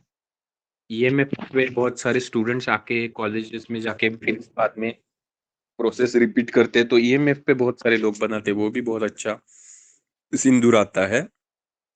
इसके बारे में अलग अलग वैद्यों की राय है, लेकिन भस्म जैसे इधर अग्नि के ईंधन का इतना ज्यादा रोल है ऐसे लगता नहीं, क्योंकि वालुका के थ्रू ही अग्नि जाता है, डायरेक्टली द्रव्य को कुछ अग्नि लगने वाला नहीं, तो वालुका यंत्र होना ये जरूरी है। तो ईएमएफ में भी जो लोग बनाते हैं, जिन लोगों ने ये वालुका यंत्र जैसे ऑप्शंस ईएमएफ में कन्वर्ट किए, उनको ज्यादा अच्छे रिजल्ट्स आते हैं। Next slide.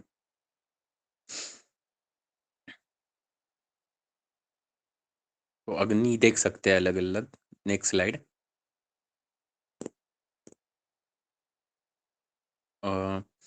ये आज बहुत ज़्यादा जाएंगे नहीं हम, क्योंकि निर्माण के रिलेटेड और अ, उसके पीछे के फिजिक्स इत्यादि के बारे में ज़्यादा बात होगी इस पे, और इसके लिए रिलेटेड ऑलरेडी हमने ही रसोहृदय और अन्य जगहों पे लिए हुए हैं, ऐसे लेक्चर्स है अवेलेबल यूट्यूब पे। Next slide. जैसे कहा कि ये चीज़ें वैसे ही रहने वाली है, अग्नि वगैरह तो सिर्फ देखते जाते हैं। अग्नि अ, ये मृदु अग्नि है, जो या दीपाग्नि भी कहते हैं शुरुआत में, जो यंत्र को सिर्फ गर्म करता है। बाद में मृदु अग्नि, जिसमें कि कज्जली पिघलने लगती है। Next slide. बाद में मध्यम अग्नि होता है, जिसमें अ, नीले ज्वाला के गंधक जलने लगता है और उड़ने लगता है। Next slide. और धीरे धीरे धीरे गंधक खत्म होता है मध्यम अग्नि के एंड में, उसकी कॉपर कॉइन टेस्ट और ज्वाला के वर्ण इत्यादि से गंधक खत्म हुआ है, ये श्योर एश्योरेंस उसका देखा जाता है। और उसके बाद मुद्रण करना है तो मुद्रण किया जाता है और तीव्राग्नि लगाया जाता है। हम जो विधि करते हैं उसमें मुद्रण नहीं करते और अलग से तीव्राग्नि नहीं देते। धीरे धीरे उधर सिंदूर मैच्योर होता है, जब गंधक खत्म होता है तब सिंदूर प्रॉपर फॉर्म हुआ होता है, उसी समय पे अग्नि बंद कर देते हैं। Next slide. थोड़ी सी स्लाइड्स प्ले करते जाएंगे तो चलेगा। Next next.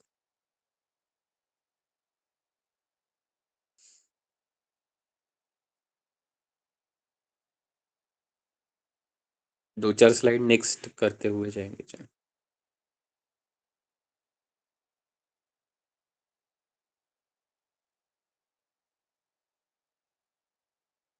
नेक्स्ट, ये मध्यमाग्नि दिख रहा है बढ़ा हुआ।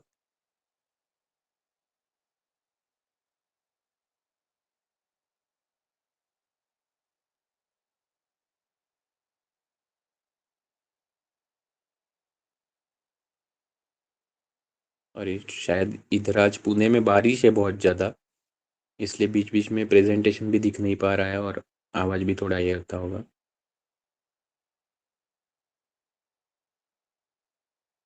चीज़ों पे थोड़ी बात हमने कर ली है ऑलरेडी। कुपी पे, ओके ओके ओके ओके, कुपी भेदन भी देख लिया हमने। इसके पहले की स्लाइड निकालना प्लीज।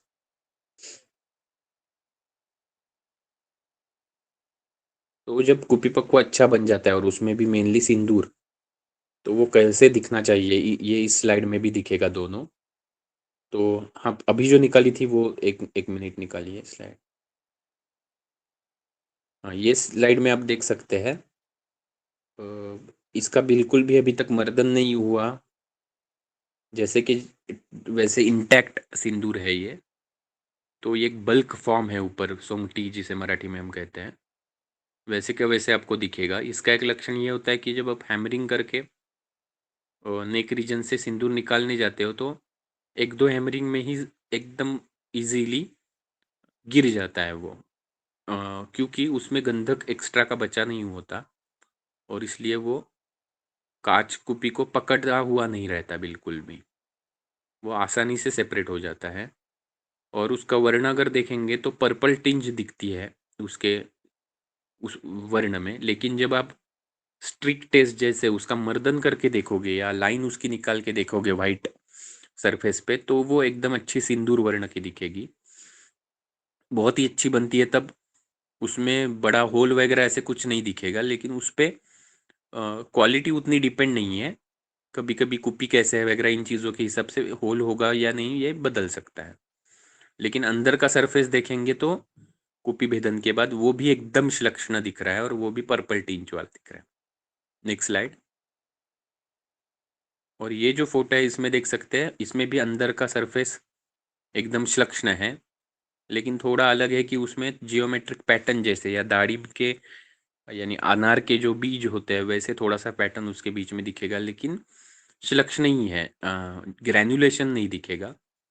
और फोड़ने के बाद उस बल्क को कॉन्सेंट्रिक क्रिस्टलाइजेशन पूरा देखने को मिलेगा, तो ये पूरा अच्छा मैच्योर सिंदूर है। Next slide. इसमें आप देख सकते हो मृत करपट का इम्पोर्टेंस पता चलेगा कि अत्यग्नि हो चुका है इसे, लेकिन फिर भी कुपी मेल्ट हो गई ये, लेकिन सिंदूर बहुत अच्छे से इंटैक्ट प्राप्त हुआ है ऊपर। तो ये इम्पोर्टेंस है मात का पड़का कि कुपी भग्न नहीं होती और छेदन या भेदन होके कल्प खराब नहीं होता, तो इसमें वो कल्प अच्छे से मिलता है। Next slide. अभी कुछ कल्प देखते जाएंगे हम, लेकिन जैसे कहा कि यानी आज का लेक्चर ये हम थोड़ा कुपी पकवा के बेसिक्स ले रहे हैं, तो इसमें केसेस नहीं रखी हुई, वो नेक्स्ट कुछ लेक्चर्स में हम देख सकेंगे केसेस अलग अलग और इंडिविजुअल सिंदूर के हिसाब से।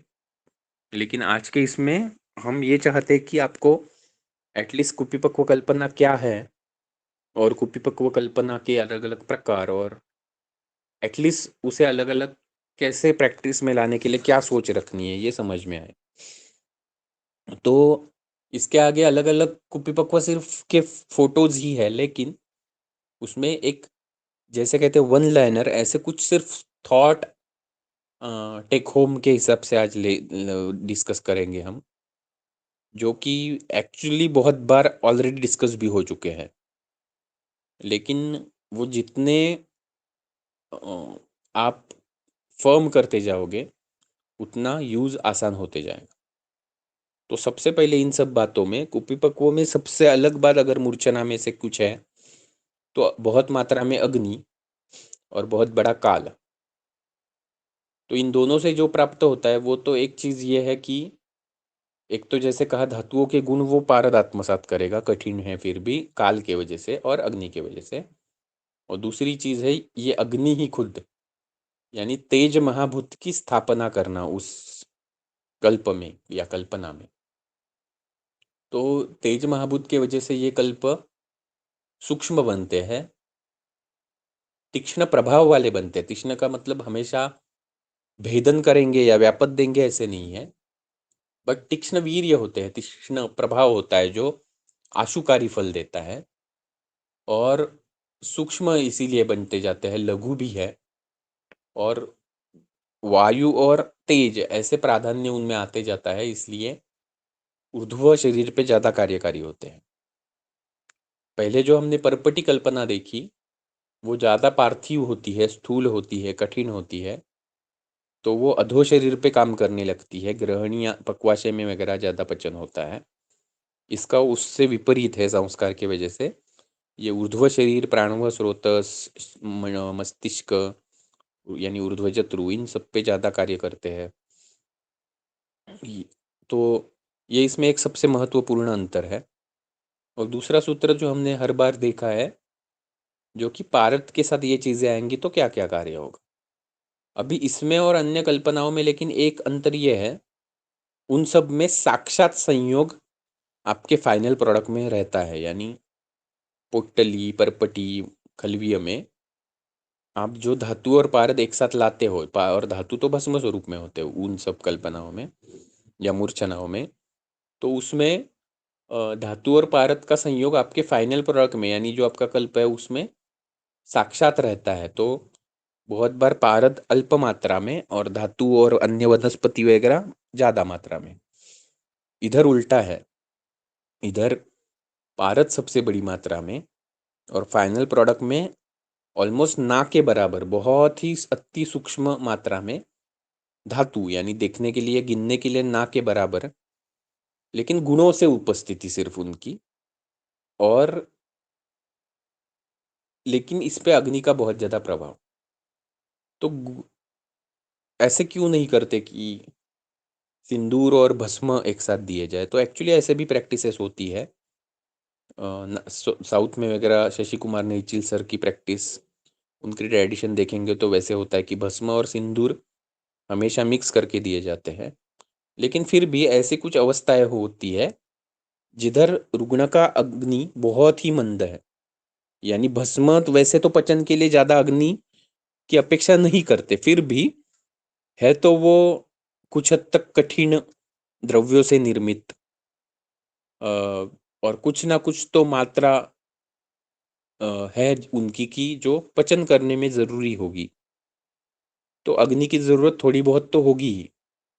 सिंदूर में ऐसे हो जाता है कि सिंदूर में उस फाइनल प्रोडक्ट में धातु होते ही नहीं, जो होता है वो पूरा का पूरा पारद ही होता है।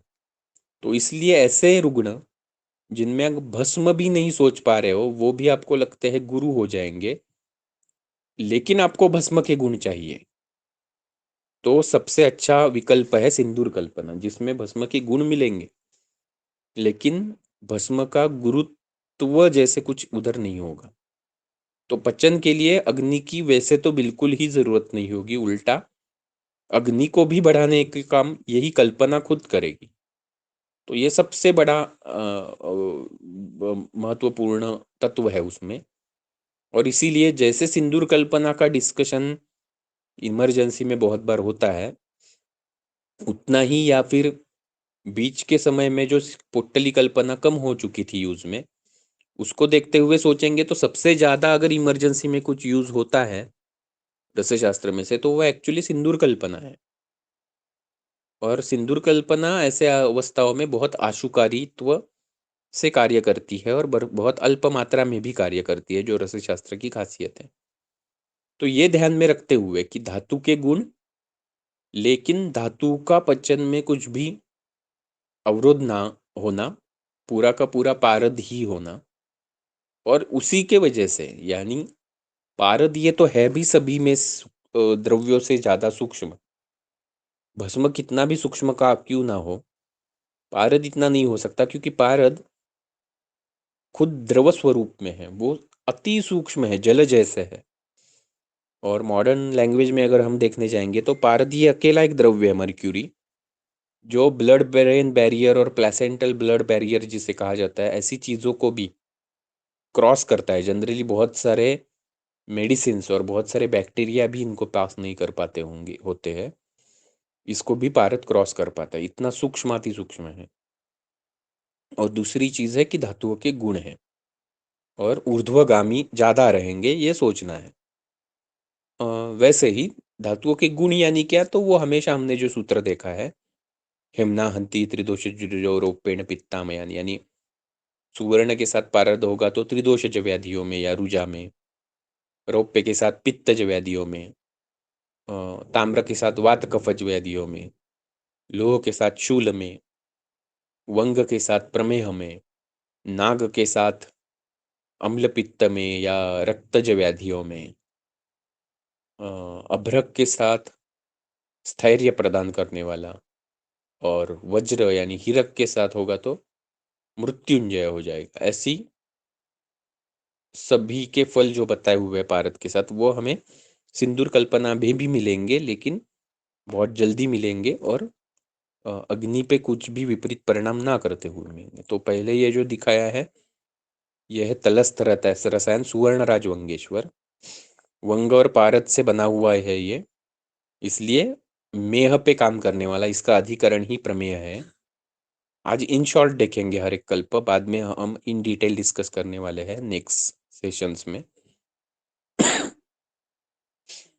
तो वंग की जो ख्याति है इसमें, लेकिन ये तलस्थ रसायन है, इसलिए इसमें धातु की भी उपस्थिति रहती है, ये सिंदूर कल्प नहीं है क्योंकि, तो इसमें वंग भी प्रेजेंट रहता है और पारद गंधक आदि। तो ये जो है ये थोड़ा क्षारीय कल्प है, लेकिन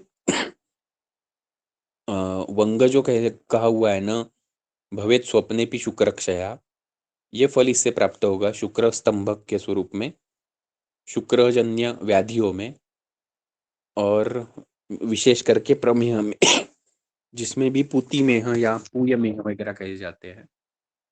तो आज के लैंग्वेज में थोड़ा आसानी से समझने के लिए रिपोर्ट जब पेशेंट लेके आते हैं, तो इन्फेक्टिव पैथोलॉजी जब होती है यूरिनरी ट्रैक यानी बस्ती या पूरा हमारा मूत्र व स्रोतस में, तब बहुत अच्छा काम में आने वाला ऐसे ये कल्प है। Next slide. ये उसी का एक फोटो है और एक अच्छा हो। Next slide.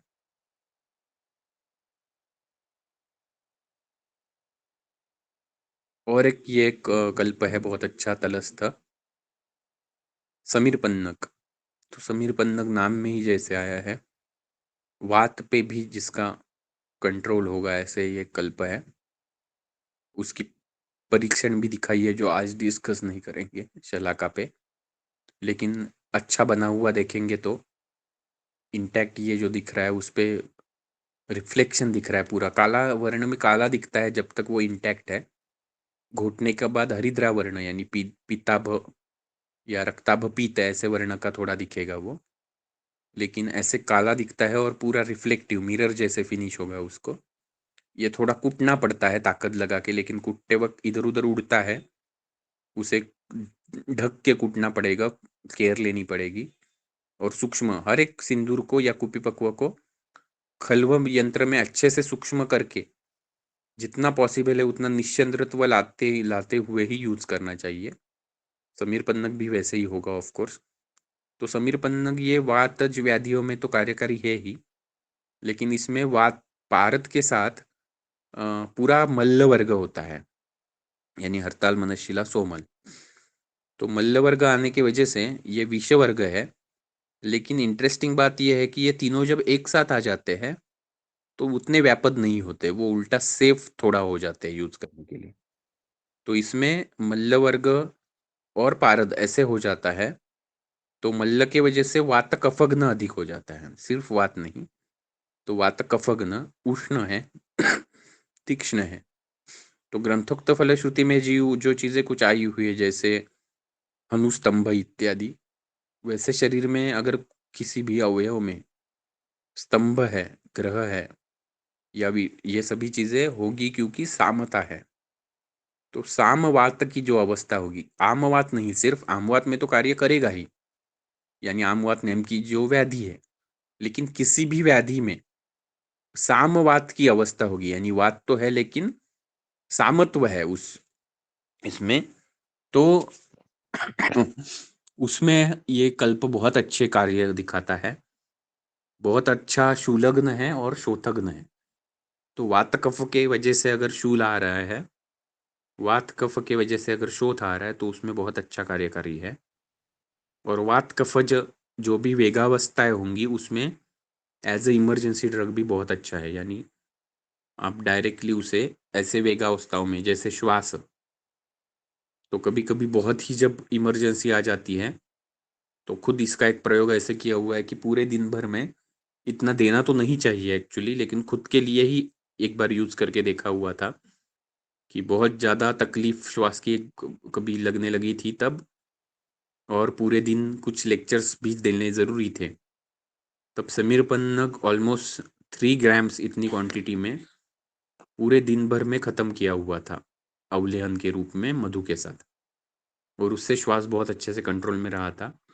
तो कभी कभी इमरजेंसी में ऐसे भी अच्छा कार्य वातकफज वेगावस्थाओं में दिखा सकता है, ऐसे ये कल्प है। Next slide.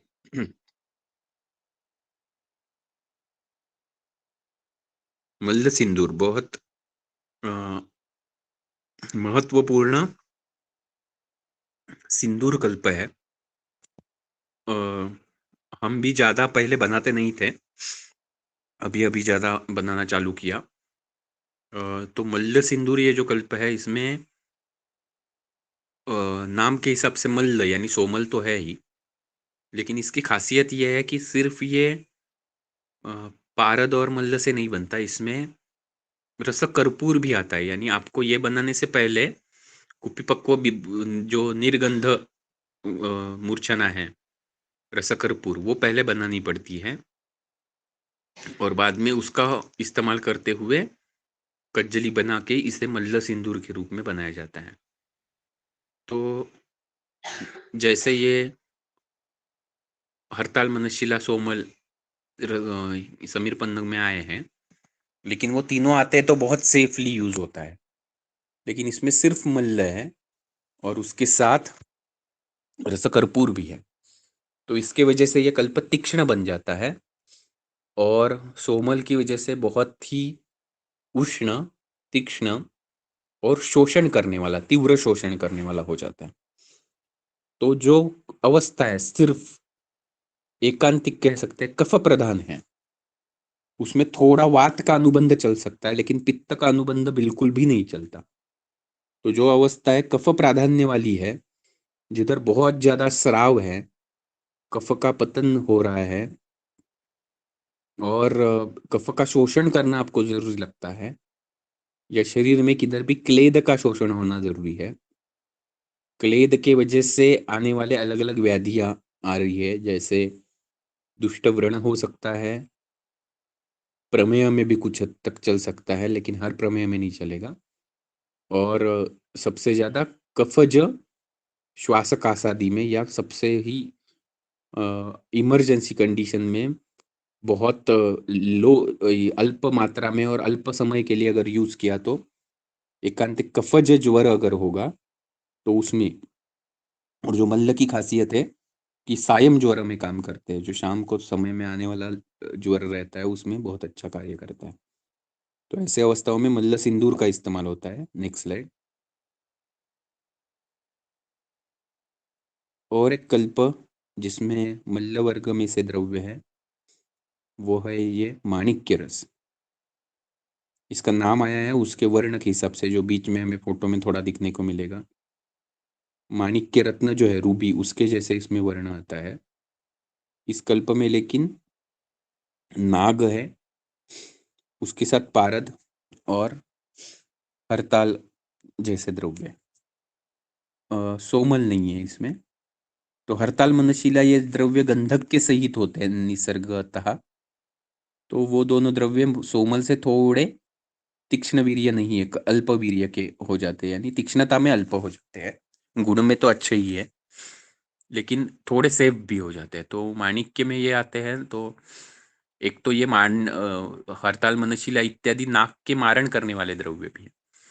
तो लास्ट फोटो इधर दिख रहा है, उसमें देखेंगे हम ऊपर जो है वो माणिक्य सिंदूर यानी माणिक्य रस है। नीचे जो ब्लैक दिख रहा है पूरा बल्क, वो एक्चुअली नाग है, मारण हुआ नीचे। अपक्व होगा, इसे बाद में पूट लगाने पड़ते हैं। तो इसमें से जो आने वाला है वो नाग संस्कारित पारद है। तो नाग से संस्कारित जो पारद होता है वो रक्त दुष्टिजन्य व्याधियों में, और वो रक्त दुष्टि भी आश्रयश्रयी भाव से पित्तज या स्पेसिफिकली अम्ल पित्त जैसे व्याधियों में से आई हुई रक्त दुष्टि अगर है, तो ऐसे व्याधियों में माणिक्य रस बहुत अच्छा कार्यकारी है। उसी के साथ नाग भी शुक्र पे बहुत अच्छा कार्य करने वाला, और शुक्र स्तंभक बहुत अच्छा द्रव्य है, तो शुक्र स्तंभन के लिए इस्तेमाल होता है।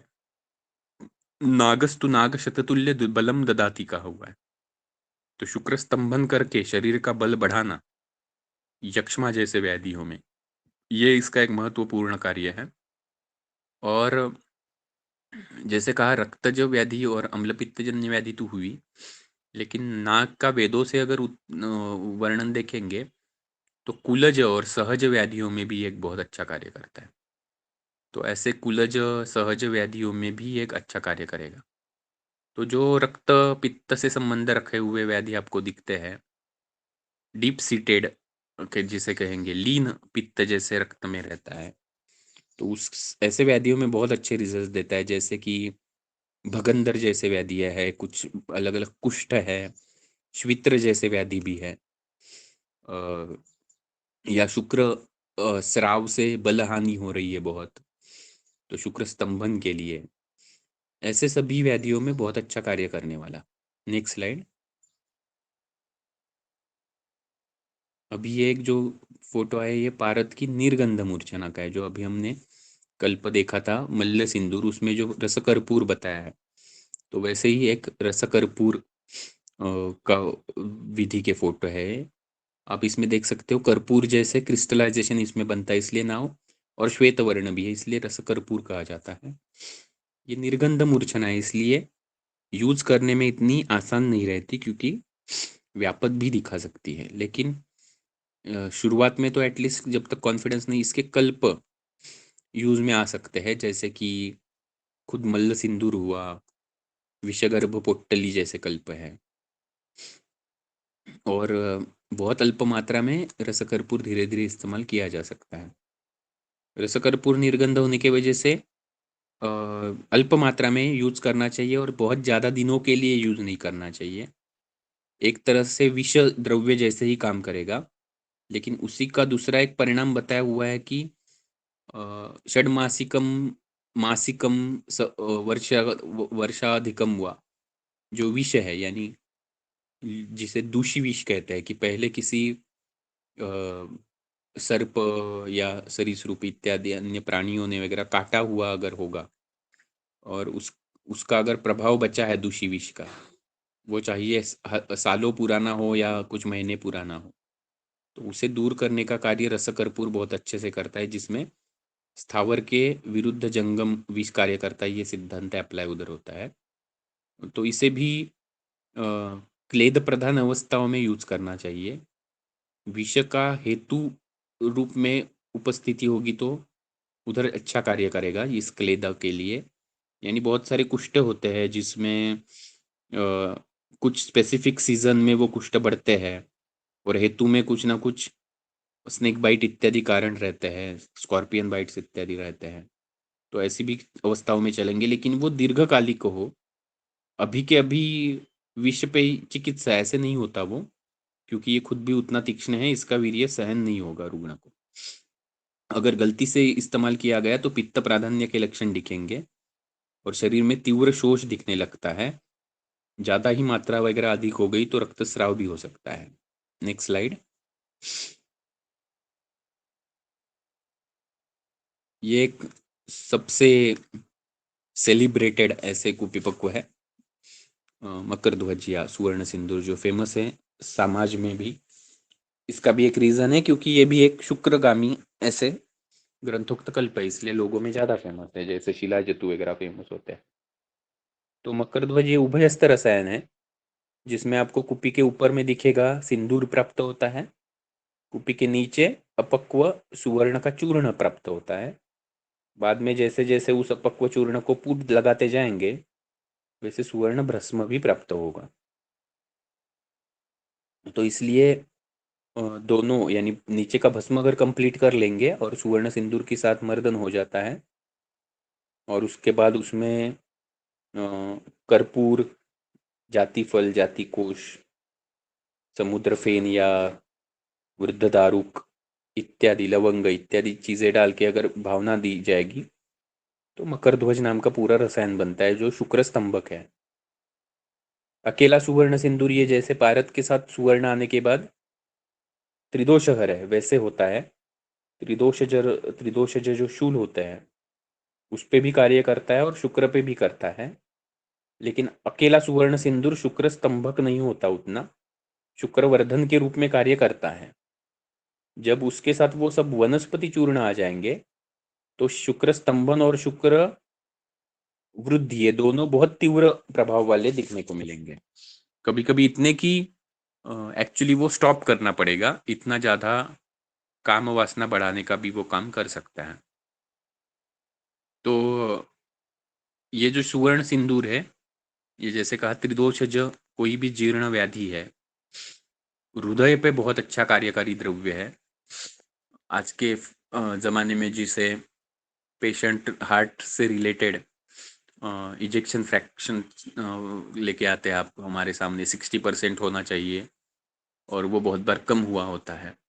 तो ये जो इसमें व्यान का बल बहुत कम हुआ होता है, हृदय में बल नहीं होता, तो उसमें अगर व्यानों का बल बढ़ाना है तो सुवर्ण सिंदूर और वत्सनाभ जैसे द्रव्य बहुत अच्छे कार्यकारी है।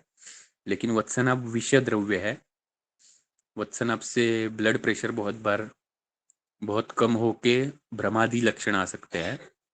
लेकिन सुवर्ण सिंदूर कुछ भी व्यापद नहीं दिखाएगा, ऐसे बहुत सेफ होता है यूज करने में और नित्य सेवन सालों तक भी करवाया जा सकता है रुग्ण से अन्य रुद्र वनस्पतियों के साथ और बहुत अच्छे से रुद्र बल को बढ़ाता है। तो इस तरह से रुद्र ऐसे भी अच्छा है। त्रिदोष जो एक्चुअली शूलों में भी अच्छा कार्यकारी है, यानी NHL वगैरह जैसे नॉन हॉडकिंस लिम्फोमा वगैरह जैसे जो पेशेंट्स होते हैं जिनमें बहुत तीव्र शूल होता है, असह्य होता है, तो ऐसी व्याधियों में भी वो कार्यकारी है। बहुत बार ऐसे शूलों में रक्त का अनुबंध रहता है और ये रक्त पे भी बहुत अच्छा कार्यकारी कल्प है। Next slide. ये ताम्र सिंदूर है। तो ताम्र सिंदूर दो प्रकार से बनाया जाता है, एक तो पारद गंधक और ताम्र जैसे हम बनाते हैं, या कुछ लोग सोमनाथी ताम्र भस्म से प्राप्त ताम्र सिंदूर भी लेते हैं। उस पे आज बहुत इन डेप्थ नहीं बात करेंगे, लेकिन सोमनाथी ताम्र में अगर अच्छा विधि किया जाएगा जैसे हम रसहृदय में हमेशा करते हैं, जो रस ग्रंथों में कहा है गर्भ यंत्र में, तो एक्चुअली सिंदूर बाजू में होता ही नहीं और पूरा कल्प अधिक वीर्यवान मिलता है। तो ताम्र सिंदूर बनाने के लिए ताम्र, पारद और गंधक इतना ही लिया जाता है और उससे ये बनता है। तो ताम्र सिंदूर जो है, जैसे हमने शुरुआत में प्रभाव के बारे में पढ़ा था, ताम्र और पारद जब आएगा तब वात कफज व्याधियों पे कार्य करेगा। तो मेनली ऊर्ध्व जत्रुगत प्राणव स्रोत में आने वाले वात कफजन्य, और ताम्र ये बहुत अच्छा यकृत पे कार्यकारी द्रव्य है, रक्त पे कार्यकारी द्रव्य है। इसका एक स्पेसिफिक अलग यूज ये होता है कि स्नायुगत अलग अलग व्याधियों में आक्षेपक अपतंत्रक जैसे जिधर वात का प्राधान्य है और स्नायुगत तत्व मांसक तत्व है, ऐसे व्याधियों में भी बहुत अच्छा कार्य करता है। Next slide.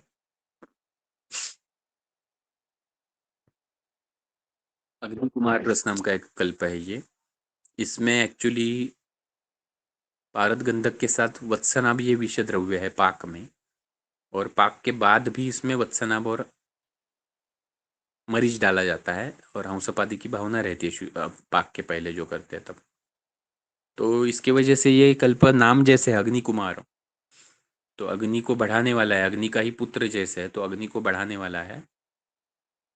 वत्सनाभ की वजह से, वत्सनाभ भी वात कफ शामक है और तीव्र प्रभाव वाला विष द्रव्य है। तो ये बहुत ही तीव्र प्रभाव का, बहुत तीक्ष्ण कल्प और वात कफहर। तो बहुत ज़्यादा अगर कफ बढ़ा हुआ है, कफ का अवरोध बहुत ज़्यादा अगर प्राणव स्रोतस में है, तो उसमें इसका बहुत अच्छा इस्तेमाल होता है। जो खुद इस्तेमाल करके देखा है उसके हिसाब से टीबी जैसे कंडीशंस में भी बहुत अच्छे प्रभाव दिखाता है। कुछ कुछ कॉक्स जैसे ट्रीटमेंट्स के साइड इफ़ेक्ट्स जो है कर्णबाधिरीय जैसे, वो भी इससे कम होते हुए देखे हुए हैं और अग्नि को बहुत अच्छे से बढ़ाता है। Next slide. रौप्य सिंदूर है ये बहुत अल्प मात्रा में बना है, इसलिए अच्छे से फॉर्म हुआ नहीं दिख रहा। अच्छे से अभी बनाते हैं बड़ी क्वांटिटी में तो बहुत अच्छा सिंदूर बनता है। रौप्य सिंदूर जो है वो रौप्य पारद गंधक से बनेगा, तो रौप्य जैसे कहा हुआ था पित्तज व्याधियों पे उधर काम करता है। दूसरी एक महत्वपूर्ण बात होती है या एव पित्तधरा कला सा एव मज्जाधरा कला। तो ये जो कनेक्शन है ये रौप्य के लिए एप्ट संप्राप्ति स्थान है कि इस पे रौप्य बहुत अच्छे से कार्य करता है। तो पित्तधरा कला की विकृति यानी अम्ल पित्त और अम्ल पित्त से भी ज़्यादा कह सकते हैं अजीर्ण, और उससे उत्पन्न जो आमविष की अवस्था होती है और वो शरीर में फैलते फैलते खवैगुण्य मिलता है, वैसे वैसे व्याधियाँ करता है। तो वो खवैगुण्य उसे अगर मज्जा में मिल रहा है और मज्जागत व्याधि हो रही है जिसमें तम हो सकता है, अनुंशिका आ सकती है और बहुत अलग अलग मस्तिष्कगत व्याधि होते हैं तीव्र स्वरूप के, तो उन सब में रौप्य सिंदूर बहुत अच्छा कार्य करने वाला है। जीर्णवात व्याधि में बहुत अच्छा कार्य करता है और मस्तिष्कगत और मन से संबंधित जो व्याधियाँ हैं, जिधर मन से मन का जो स्थैर्य वो है कम हो गया है, सोचने की ताकत कम हो जाती है, पेशेंट बहुत जल्दी चिड़चिड़ापन महसूस करता है। बहुत बार ग्रहणी जैसे व्याधियों में ये सब चीज़ें देखने को मिलती है कि पित्तधरा भी विकृत होती है और मज्जधरा भी विकृत होती है और रुग्ण चिड़चिड़ा बनने लगता है। ऐसी अवस्थाओं में रौप्य सिंदूर का बहुत अच्छा रोल रहता है। Next slide. ये हरगौरी नाम का रस है। एक्चुअली ये वैसे तो रस सिंदूर जैसा ही है ऑलमोस्ट, लेकिन इसमें पारद ज़्यादा और गंधक बहुत ही कम डाला जाता है और ये शिरशूल में यूज़ किया जाता है ग्रंथोक्त हिसाब से। फ्रैंकली मैंने बनाते हुए एक स्टूडेंट्स को दिया था, इसलिए हमारे अंडर वो बनाया गया था, लेकिन मैंने खुद यूज़ नहीं बाकी अदरवाइज किया है।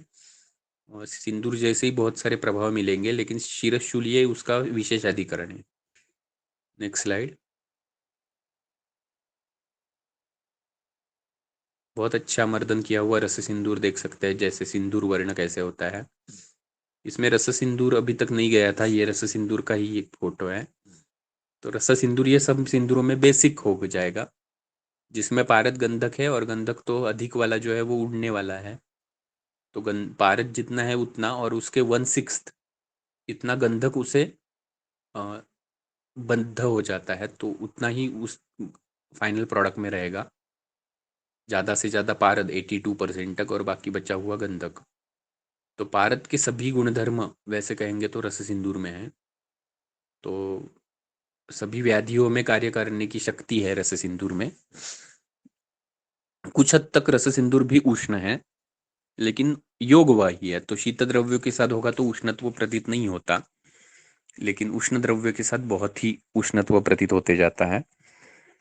और जनरली आपको स्पेसिफिक ज़्यादा सिंदूर पता नहीं चलते यूज करने में, लेकिन रस सिंदूर कर सकते हैं। तो रस सिंदूर ये इस कल्पना या इस मूर्छना की मूर्छना का एंट्री पॉइंट है, ऐसे कह सकते हैं कि पहले तो सेफली सबसे ज़्यादा रस सिंदूर इस्तेमाल कर सकते हैं, क्योंकि रस सिंदूर भी सार्वधिक प्रभाव तो दिखाता ही है, लेकिन प्राणव स्रोतस और ऊर्ध्व चतुर पे ज़्यादा प्रभाव है। वात कफज हर तो है ही, लेकिन पित्त को अविरोधी है, पित्त को बढ़ाता भी नहीं है अगर द्रव्य वैसे कोई डाले नहीं जाएंगे उसके साथ उष्ण ज़्यादा तो। और सूक्ष्म है, तेजस है, तो उसके साथ अलग अलग अगर द्रव्य डाले जाते हैं तो प्राणव स्रोतस में रहने वाले अवरोधों को दूर करेगा, कफ का स्राव होने में मदद करता है शरीर में और धातुवाग्नियों का तेज बढ़ाने में भी मदद करता है। Next slide. ये शिला सिंदूर है, वर्ण में दिखने के लिए अलग होता है शिला सिंदूर, केसरिया रंगा जैसे, इसलिए सिर्फ फोटो इधर रखा हुआ है। Next slide.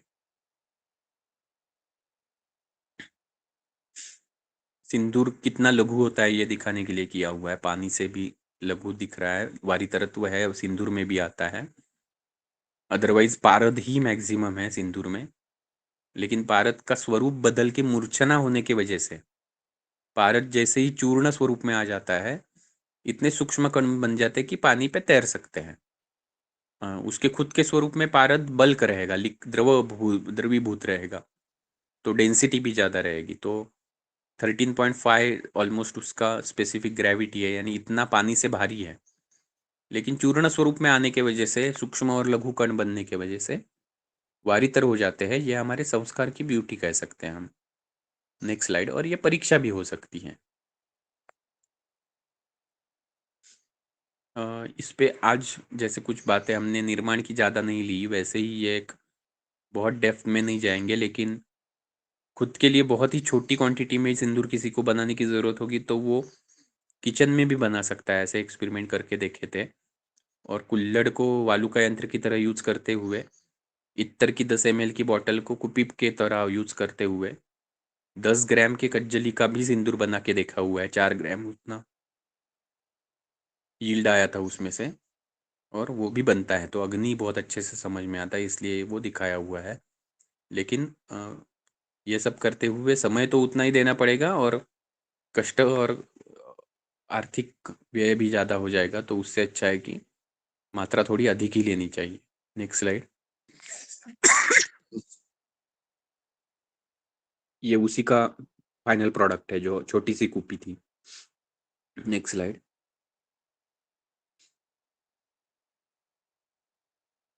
ये कुछ अन्य भस्म बनाते वक्त मृत करपट करके मटके में कुछ विधि होते हैं, किन्नर यंत्र आदि नाम के यंत्रणा में।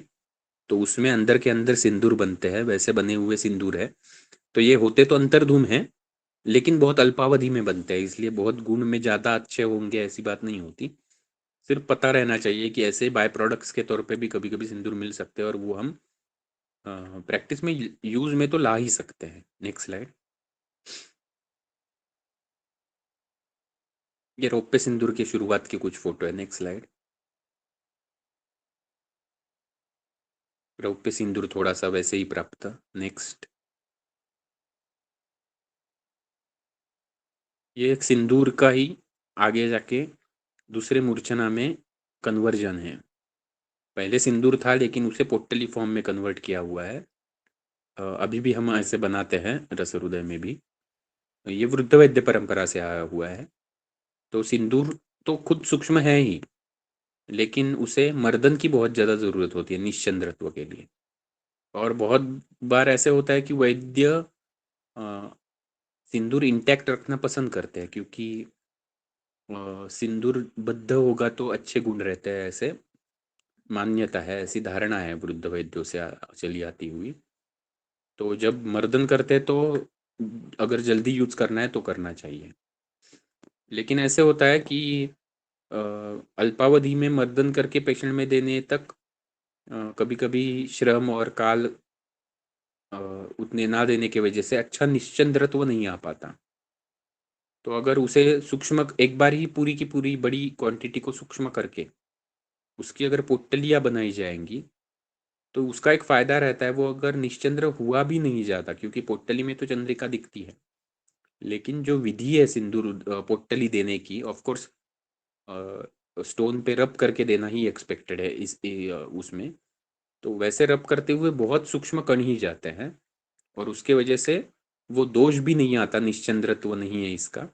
और बहुत सूक्ष्म मात्रा के वजह से, सूक्ष्म कणों के वजह से कर्म फल भी बहुत अच्छे मिलते हैं, इसलिए ये विधान किया जाता है। नेक्स्ट।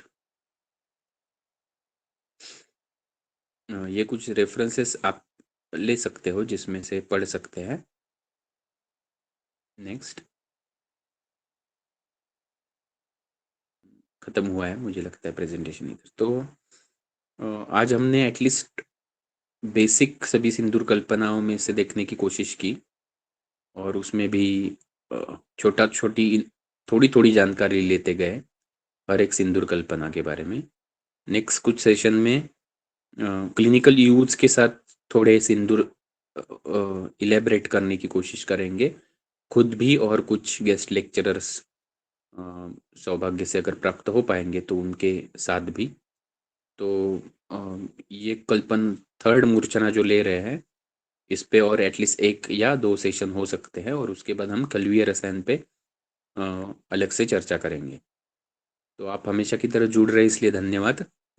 कुछ कारणवश बहुत ज़्यादा हेक्टिक शेड्यूल्स है, और अभी रसोरुदय में भी अलग वर्कशॉप इत्यादि अरेंज किया हुआ है। आप में से शायद कुछ लोग उधर रहने वाले भी होंगे, तो उस सब की वजह से थोड़ा सा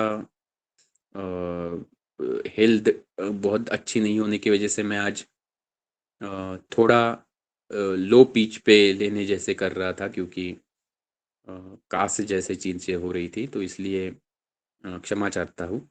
लेकिन जो भी आज हमने डिस्कस किया है उससे कुछ ना कुछ आपको प्राप्त हुआ होगा ऐसे आशा करता हूँ, और आज का डिस्कशन रुकते हैं इधर। धन्यवाद। धन्यवाद पार्थ सर। आप किसी को भी इस सेशन से रिलेटेड कोई भी डाउट्स अगर रहेंगे तो वो हम नेक्स्ट 10-15 मिनट में डिस्कस कर सकते हैं, और इसके बाद भी अगर कुछ आपको डाउट्स रहे तो हम नेक्स्ट सेशन में भी वो कवर कर सकते हैं। तो अगर किसी को डाउट है तो प्लीज़ टाइप करें चैट बॉक्स में या फिर अनम्यूट करके बोलें।